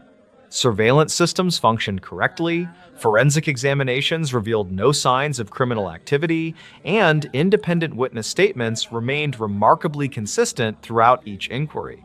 Rather than producing dramatic conclusions, investigators repeatedly found themselves eliminating one practical explanation after another until only the documented facts remained.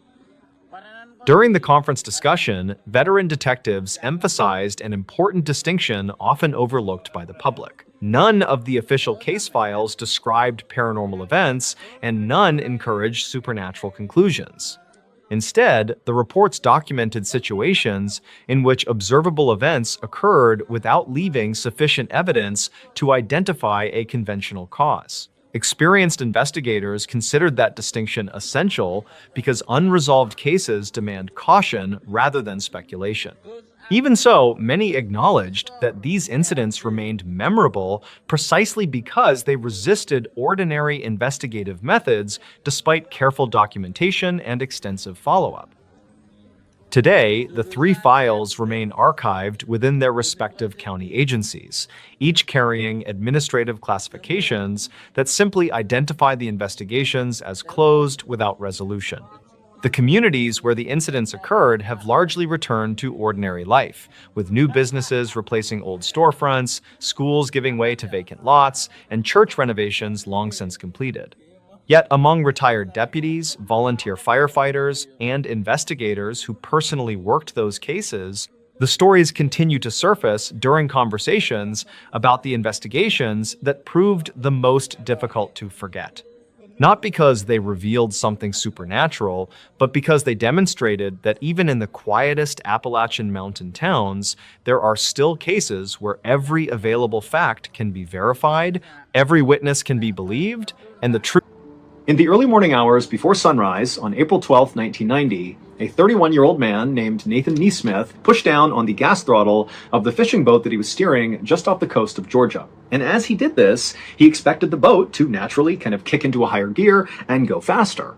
But as he pushed that throttle down, nothing really happened, and the boat just kind of sputtered along, going about half the speed that he expected it to go. Confused, Nathan stepped away and began making his way out towards the deck, where his younger brother, Billy Joe, who was actually the captain of this fishing boat, was out there taking a nap. And Nathan figured, if there was any issue with the boat, Billy Joe was the guy to talk to. He would know how to fix it. Now, for context, the two brothers were on the first day of a 7-day fishing trip that actually Nathan was not supposed to be a part of. The crew was originally going to be Billy Joe, the captain, and the one who actually rented the boat, along with Billy Joe's nephew, and also 2 other commercial fishermen. But at the last second, those 2 other commercial fishermen had bowed out, and Nathan and a friend had volunteered to go to round out the crew. Now, Nathan and Billy Joe, they came from a fishing family, but it was really only Billy Joe who had pursued the family business.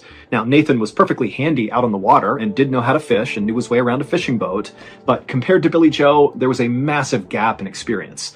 Billy Joe was the fisherman, and Nathan really was not. But Nathan and Billy Joe were very close, and so as soon as Nathan heard Billy Joe was in trouble and needed some more fishermen, Nathan didn't hesitate to say he would do it. Because really, for their entire lives, that was sort of their dynamic. Even though Nathan was the older brother, it was Nathan who looked up to Billy Joe, and any chance he got, he would do anything to help Billy Joe. And Billy Joe really respected that and loved that about Nathan. But now, as Nathan made his way out to the deck to wake his brother up to tell him on the first day of the trip, right as Nathan's taking the wheel, that something's wrong with the boat and I can't fix it. And also, Nathan was enormous, like 250 pounds, well over 6 feet tall. He was huge, this big physical presence, but he really was not mechanically savvy at all. And so again, Nathan is sort of feeling like, sorry, and also maybe even second guessing whether or not it was even a good idea for him to have come along. If he can't even fix a minor issue with the throttle or the engine, what's he doing here? But when Nathan woke up his younger brother and explained the issue, Billy Joe was not upset. He was like, okay, we'll go down below and we'll take a look at the engine and make sure everything is okay. However, when they went down and Billy Joe opened up this hatch to look at the engine,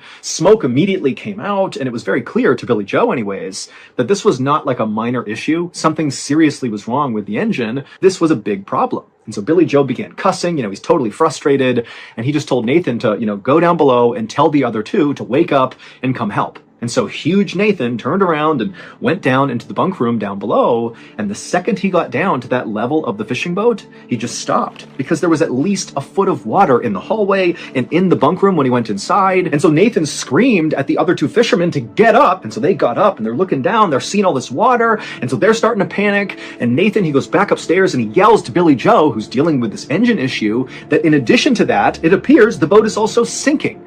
And so Billy Joe is like, get buckets, go down there and start bailing out the water. I'm going to call Mayday. And so Billy Joe runs back up to the steering wheel. He grabs the radio, and Nathan and the others can hear him yelling over and over again, Mayday, Mayday, Mayday. And as that was happening, Nathan and the other two fishermen put on their life vests, grabbed buckets, and went down below to begin manually bailing out the water.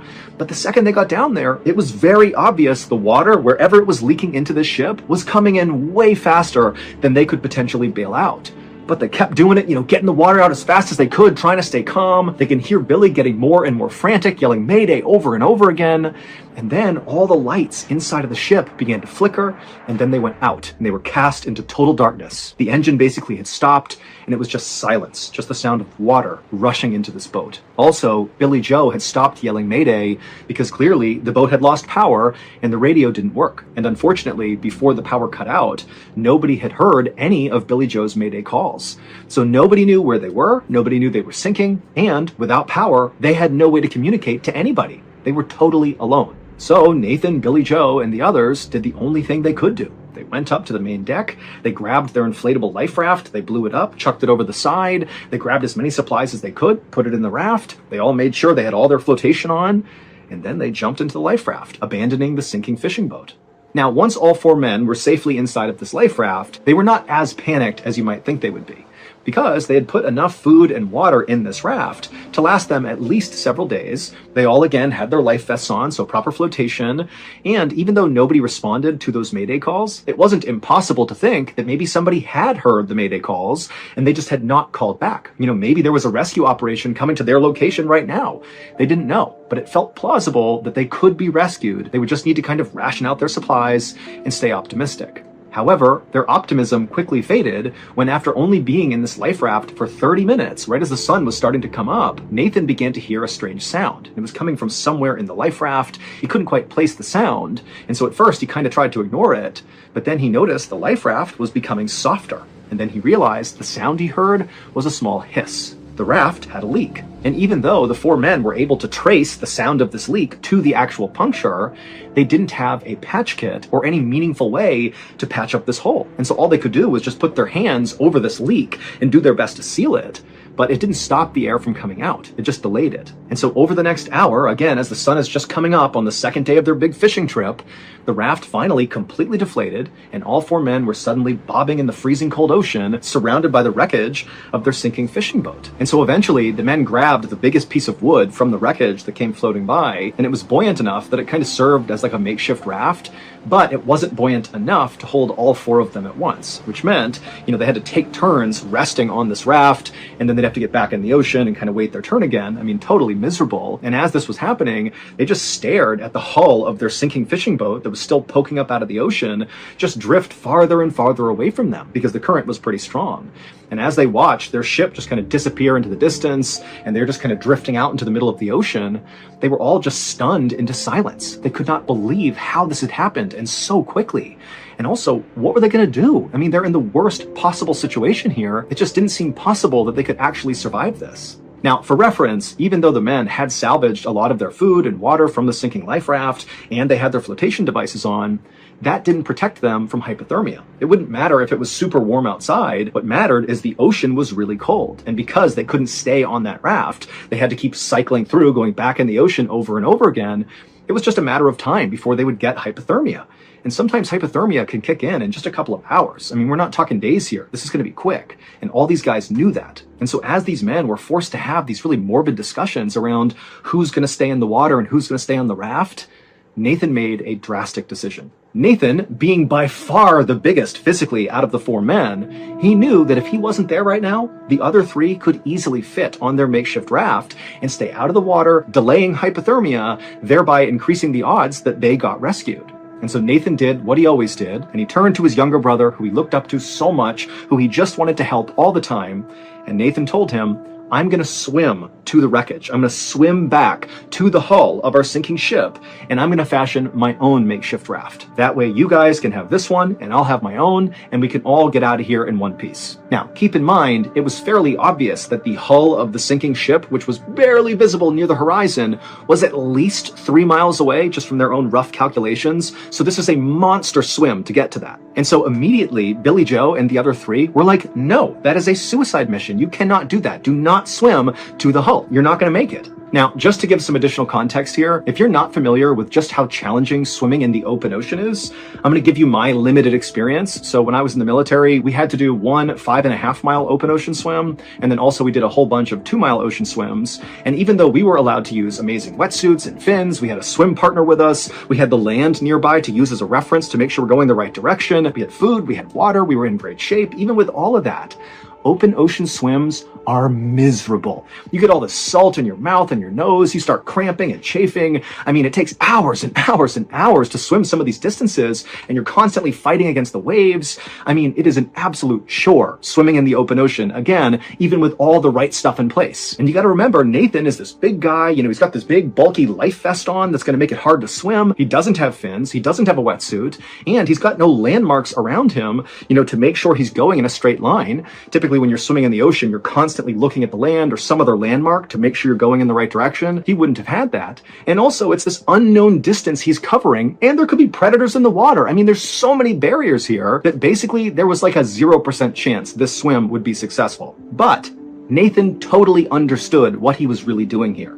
He didn't really know if he was actually going to make it to that boat. Frankly, that was not really the point. What he was really doing was choosing to sacrifice himself to potentially save his brother and the other 2. And so even though they were telling him, do not go, do not swim in that direction, you're not going to make it, Nathan just turned to his brother Billy Joe and said, I love you. And then he turned and began swimming. And by some miracle, 11 hours later, right as the sun was setting, Nathan was still alive and still swimming, and he did reach the sinking boat that still had its hull poking out of the water. Now, when Nathan got to the sinking ship, he was almost dead from dehydration, from hypothermia. I mean, he's miserable, but he's made it to his destination completely against all odds, and he climbed up onto this hull, and he found a spot on the hull of the ship that supported his weight, and he managed to tie himself using some rope or maybe his life vest to the hull, so he was anchored in place. And then he didn't get to sleep, because the whole time he's thinking, this thing could sink under the water at any point, and it will drag me with it because I'm tied to it, or he could just drift off of it if his rigging kind of came undone, if he was asleep. And so all night, beyond exhausted, he's just holding on to this hull, not really sure what's going to happen, but here he is, just waiting it out. And then finally, when the sun came up that next morning, as Nathan looked around him, he's in the middle of the ocean, he sees in the direction he had come from this pillar of smoke coming up over the horizon. And so Nathan, he rubs his eyes. He can't believe it. He's thinking, there's no way. There's already a ship out here. We're in the middle of nowhere. But sure enough, slowly but surely, this massive freighter ship came into view that was very far away. It's not near Nathan, but he can see it clear as day. And where the ship was basically circling was roughly where he believed his brother and the other 2 fishermen were still floating. And so he's thinking, oh my goodness, the freighter is going to save them, and then it's going to come save me. And so Nathan just clung onto the hull and watched as this freighter made these big slow loops right around that same area. And then the freighter came to a full stop, and it appeared to lower something down into the water. It seemed very much like a full-blown rescue operation. And then about 3 hours after he first spotted this freighter, the freighter began to move again, and this time directly towards Nathan. Nathan was so relieved he could practically cry, but instead what he did is he thought, they're going to be here in a minute, I'm finally just going to close my eyes and go to sleep. And so he put his head down on the hull, looked one more time at the freighter, and then closed his eyes. Now, Nathan would be rescued, but it would not be by that huge freighter ship. Nathan eventually had opened his eyes after closing them for a second, and he saw this freighter that had been coming straight for him, at some point had kind of deviated and gone in the wrong direction and then vanished over the horizon, never to be seen again. And it would take 3 more days before a separate ship happened to find Nathan, they scooped him up, and they rescued him. But even though Nathan had been really crushed when that freighter had gone the wrong way, he held on to this idea that, that freighter had clearly rescued his brother and the other 2 fishermen, and certainly, even if they couldn't find him, they would go back and they would tell the authorities that Nathan is out there, he swam back to the hull of the ship, we gotta go find him. And so certainly a rescue effort would be on the way, and it was true. A rescue boat had come out and found Nathan, so everything seemed to be tracking. And when Nathan woke up inside of his hospital room back on land, his friends and family were all by his bedside, and he's looking around. He can't believe he survived. And the first thing he asks is, how's my brother? How are the other 2 fishermen? And why didn't that freighter pick me up too? And at this, all the people in the room just kind of looked at Nathan with a very confused look on their face. And eventually they asked him a question that made Nathan burst out in tears. They said, what freighter? It would turn out Billy Joe and the other 2 fishermen were still missing at this point, and nobody had heard a thing about some big freighter in the area.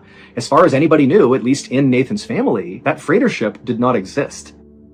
The search for Billy Joe and the remaining 2 crew members went on for weeks and weeks, and while the active search out on the ocean was going on, the Coast Guard and police were searching through every record they could possibly find of basically any ship that was even roughly in the area where Nathan and the others had been. But despite looking everywhere, there was basically no sign that any ship of any kind had been there beyond the rescue operation that eventually scooped up Nathan. And so again, it seemed very likely that that freighter ship didn't exist, and, it was possible that Nathan, in his very deteriorated state, had maybe hallucinated it. Although Nathan was adamant, he definitely saw that ship. It did not feel like, a multi-hour-long hallucination. It felt like he was watching a ship. He was sure of it. But again, there was just no proof, and so nobody knew what to think of that. And then eventually, even though there was this huge search going on, there was just no sign of Billy Joe or the others, and so eventually the search was called off, and unfortunately, the presumption was Billy Joe and the other 2 were now dead. 5 months later, on the afternoon of October 5th, 1990, the phone rang inside of Nathan's sister's home. Now, by this point, the victims' families had all tried to sort of restart their lives following this tragedy, but deep down, none of them could truly accept that Billy Joe and the other 2 fishermen were just gone. They just couldn't do it. It was too soon. It felt like, any moment they were going to get news that, they had been rescued by some freighter ship or something. And so anytime a phone rang in any of these families' homes, it's like they would rush to the phone with the sense of hope that this time it's going to be different. Their loved ones are going to be okay, only to obviously be crushed when that was not the case. But on this day, on October 5th, that phone call that came through in Nathan's sister's home, that one was different. When Nathan's mother picked up this phone call in Nathan's sister's home, she answered it and said hello, and right away she thought, oh, this has to be a wrong number, because the person who was calling was speaking in rapid Spanish, and she didn't understand what they were saying. But as she was about to hang up, the caller, intermittently throughout their rapid Spanish, began saying something in English that Nathan's mother could understand, and it totally shocked her. The caller kept saying Nathan's sister's name over and over again, followed by Nathan's sister's phone number, like on repeat, the name, the phone number in English over and over and over again. And Nathan's mom is so caught off guard by this that she just listened, not even sure what to do. And then before she could ask any follow-up questions, the caller cut the line and the phone call was over. And then a few minutes later, another phone rang in a home that was not far away from Nathan's sister's home. And this other home belonged to the boat owner who Billy Joe had rented the fishing boat from that unfortunately sank and caused this whole tragedy. And so this boat owner, he picks up the phone, he answers it, and just like the call that had come through in Nathan's sister's house, this call was the same. It was somebody calling, speaking rapid Spanish, and the boat owner was about to hang up when he heard something that he understood because it was in English, and what he heard was his own name followed by his phone number over and over and over again. Basically the same type of call that Nathan's mom had just heard. And then before the boat owner could ask any questions, the line went dead. Now, one phone call like this, you could chalk up to maybe a prank or a wrong number or just a really weird coincidence, but to have those two calls happen within minutes of each other and basically take on the exact same form, but different names and different phone numbers, it just seemed way too coincidental to not be somehow connected to the missing fisherman, because the link between these two households where these calls came in was the doomed fishing trip. And these calls did not stop.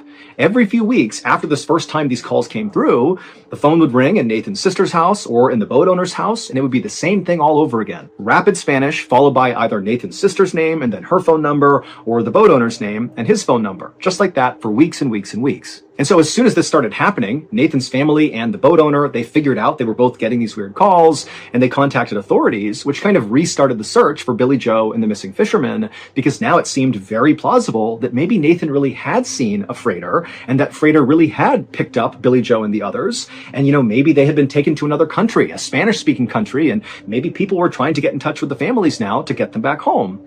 Or, of course, there could be a negative side to this, that maybe they were captured by some rogue vessel and were being held by these people who were calling. I mean, there's any number of theories, but it made authorities wonder, hey, what's going on here? And so authorities got in touch with Mexican authorities and other Spanish-speaking country authorities and tried to figure out if there was any chance that there was, a vessel out there around the time that Billy Joe and the others were missing that in theory could have maybe illegally been in that area or something. But despite this kind of exhaustive effort to kind of look again to see if maybe there was a freighter in that area, there was just no evidence that there was. It made no sense, but the authorities said, look, we have no idea what these calls are about. We still do not think that freighter or any ship that even resembled a freighter was out there. We still believe that Billy Joe and the others are dead. But as for the victims' families, they just didn't buy that. They really believed that these strange phone calls were somehow connected to Billy Joe and the missing fisherman. Specifically, these calls must signal that Billy Joe and the others were still alive. They just had no evidence to support that. That is, until March 6th, 1991, so almost a year after the doomed fishing vessel sank and Billy Joe and the others went missing. On that day, the phone rang inside of Nathan's sister's home, and she answered it, and it was the voice who spoke in rapid Spanish, but this time they spoke in perfect English, and all they said was, "I'm bringing him home." And then the line went dead. And Nathan's sister screamed and she yelled for her husband to call police. They contacted the authorities. And again, it kind of brought back to life the search for Billy Joe and the missing fisherman. And then after this call, there was a near constant presence of authorities on the Georgia coastline, basically looking out to the water, waiting, hoping for Billy Joe and the others to return. But unfortunately, they never did. And following that last phone call where the caller spoke in perfect English and said, "I'm bringing him home," after that, the call stopped. And so to this day, no one has ever been able to actually figure out what happened to Billy Joe and the other two fishermen. They are presumed dead at this point, but there's this one nagging question that surrounds the whole story, and that is, what did Nathan see? Was that actually a freighter picking up Billy Joe and the others? And if so, what did they do with them? Or was Nathan just hallucinating? It's entirely possible, but Nathan has always said he knows what he saw, and that was not a hallucination. As for the families of the victims, they still firmly believe that their loved ones are still out there, and someday they will come back home, and the families just hope that no one has ever been able to explain. In this new story, on August 9th, 2022, the Tennessee Highway Patrol opened an investigation after receiving 3 unrelated reports involving the same stretch of U.S. play, Highway 421 near the Tennessee-Virginia border. None of the callers reported a collision, a disabled vehicle, or a crime in progress. Instead, each described encountering a dark-colored pickup truck parked along the shoulder shortly after midnight with its headlights switched off. What immediately caught investigators' attention was that every witness provided nearly identical details despite contacting dispatch separately over a period of 45 minutes. By the time the first trooper reached the reported location, the truck had disappeared. At first, investigators assumed the driver had simply continued down the highway. Over the following week, however, evidence began suggesting that the 3 motorists had not witnessed the same event at all, despite believing they had. The investigation centered on a remote section of highway crossing steep Appalachian ridges where cellular reception frequently disappeared for several miles at a time. Although the road remained well-maintained, long curves and heavy tree cover limited visibility after sunset. Traffic volume dropped significantly after 11 o'clock, leaving many drivers traveling alone for extended periods. Highway patrol records showed relatively few serious accidents in the area, making the cluster of nearly identical reports stand out immediately. Detectives began by locating the three motorists, all of whom agreed to provide detailed written statements before learning anything about the other reports. The first witness, a traveling nurse returning home after a weekend shift, reported passing the parked pickup at approximately 12:18 a.m. She noticed the vehicle because it appeared unusually clean for a truck sitting partially on the gravel shoulder. According to her statement, the driver's door remained closed, no interior lights were visible, and no emergency flashers had been activated. Believing the driver might need assistance, she slowed briefly before deciding not to stop because she could see no one outside the vehicle. She continued driving without giving the incident further thought until hearing about the investigation several days later. 17 minutes later, a commercial delivery driver contacted emergency dispatch after observing what he believed was the same pickup approximately 3 miles farther north.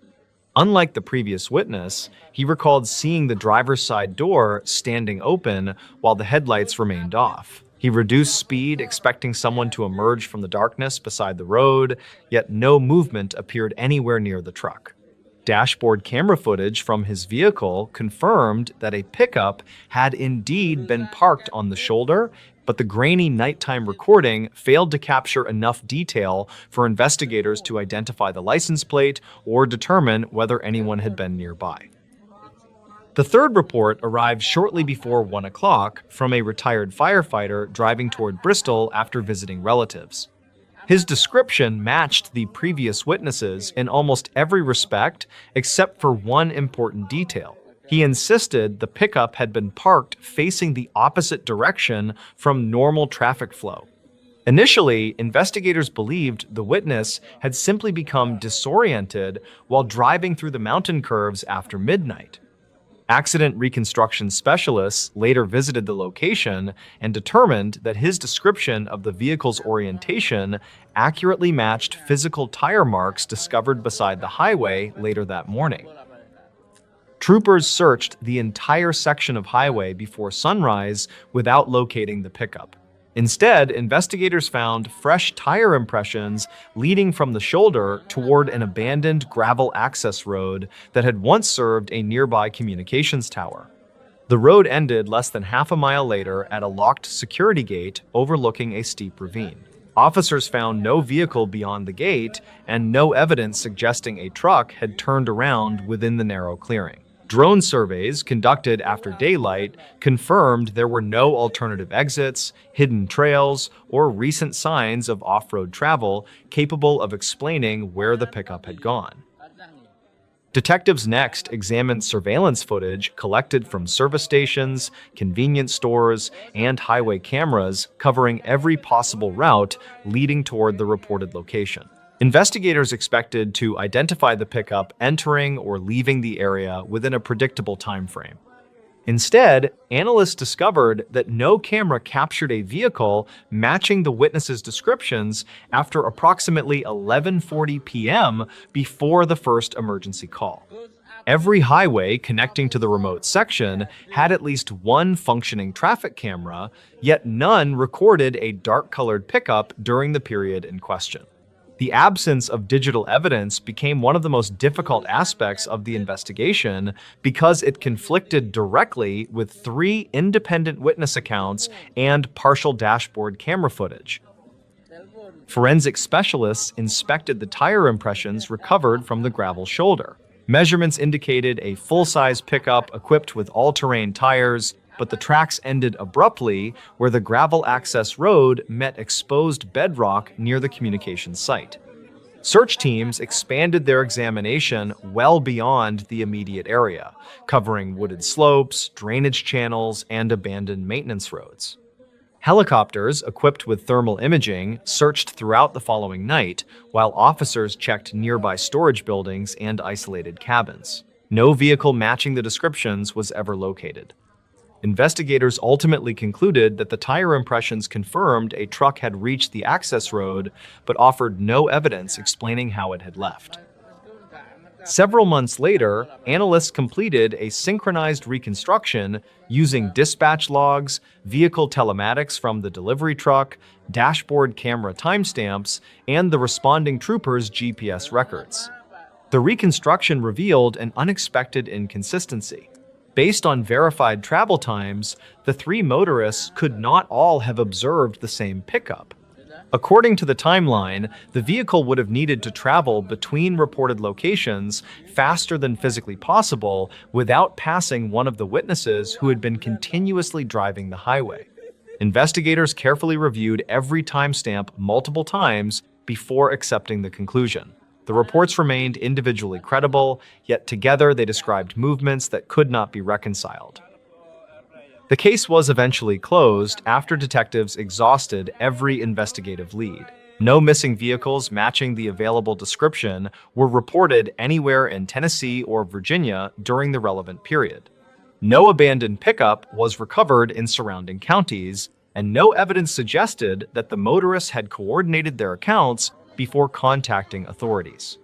The official report classified the incident as an unresolved suspicious circumstance rather than a criminal investigation, noting that insufficient evidence existed to identify either the vehicle or its driver. Among Highway Patrol investigators, however, the case continues to circulate during training discussions because it demonstrates how multiple reliable witness statements can sometimes reinforce one another while simultaneously making a case far more difficult to explain. For travelers who regularly drive isolated Appalachian highways after midnight, it remains one of those investigations where every documented fact appears trustworthy,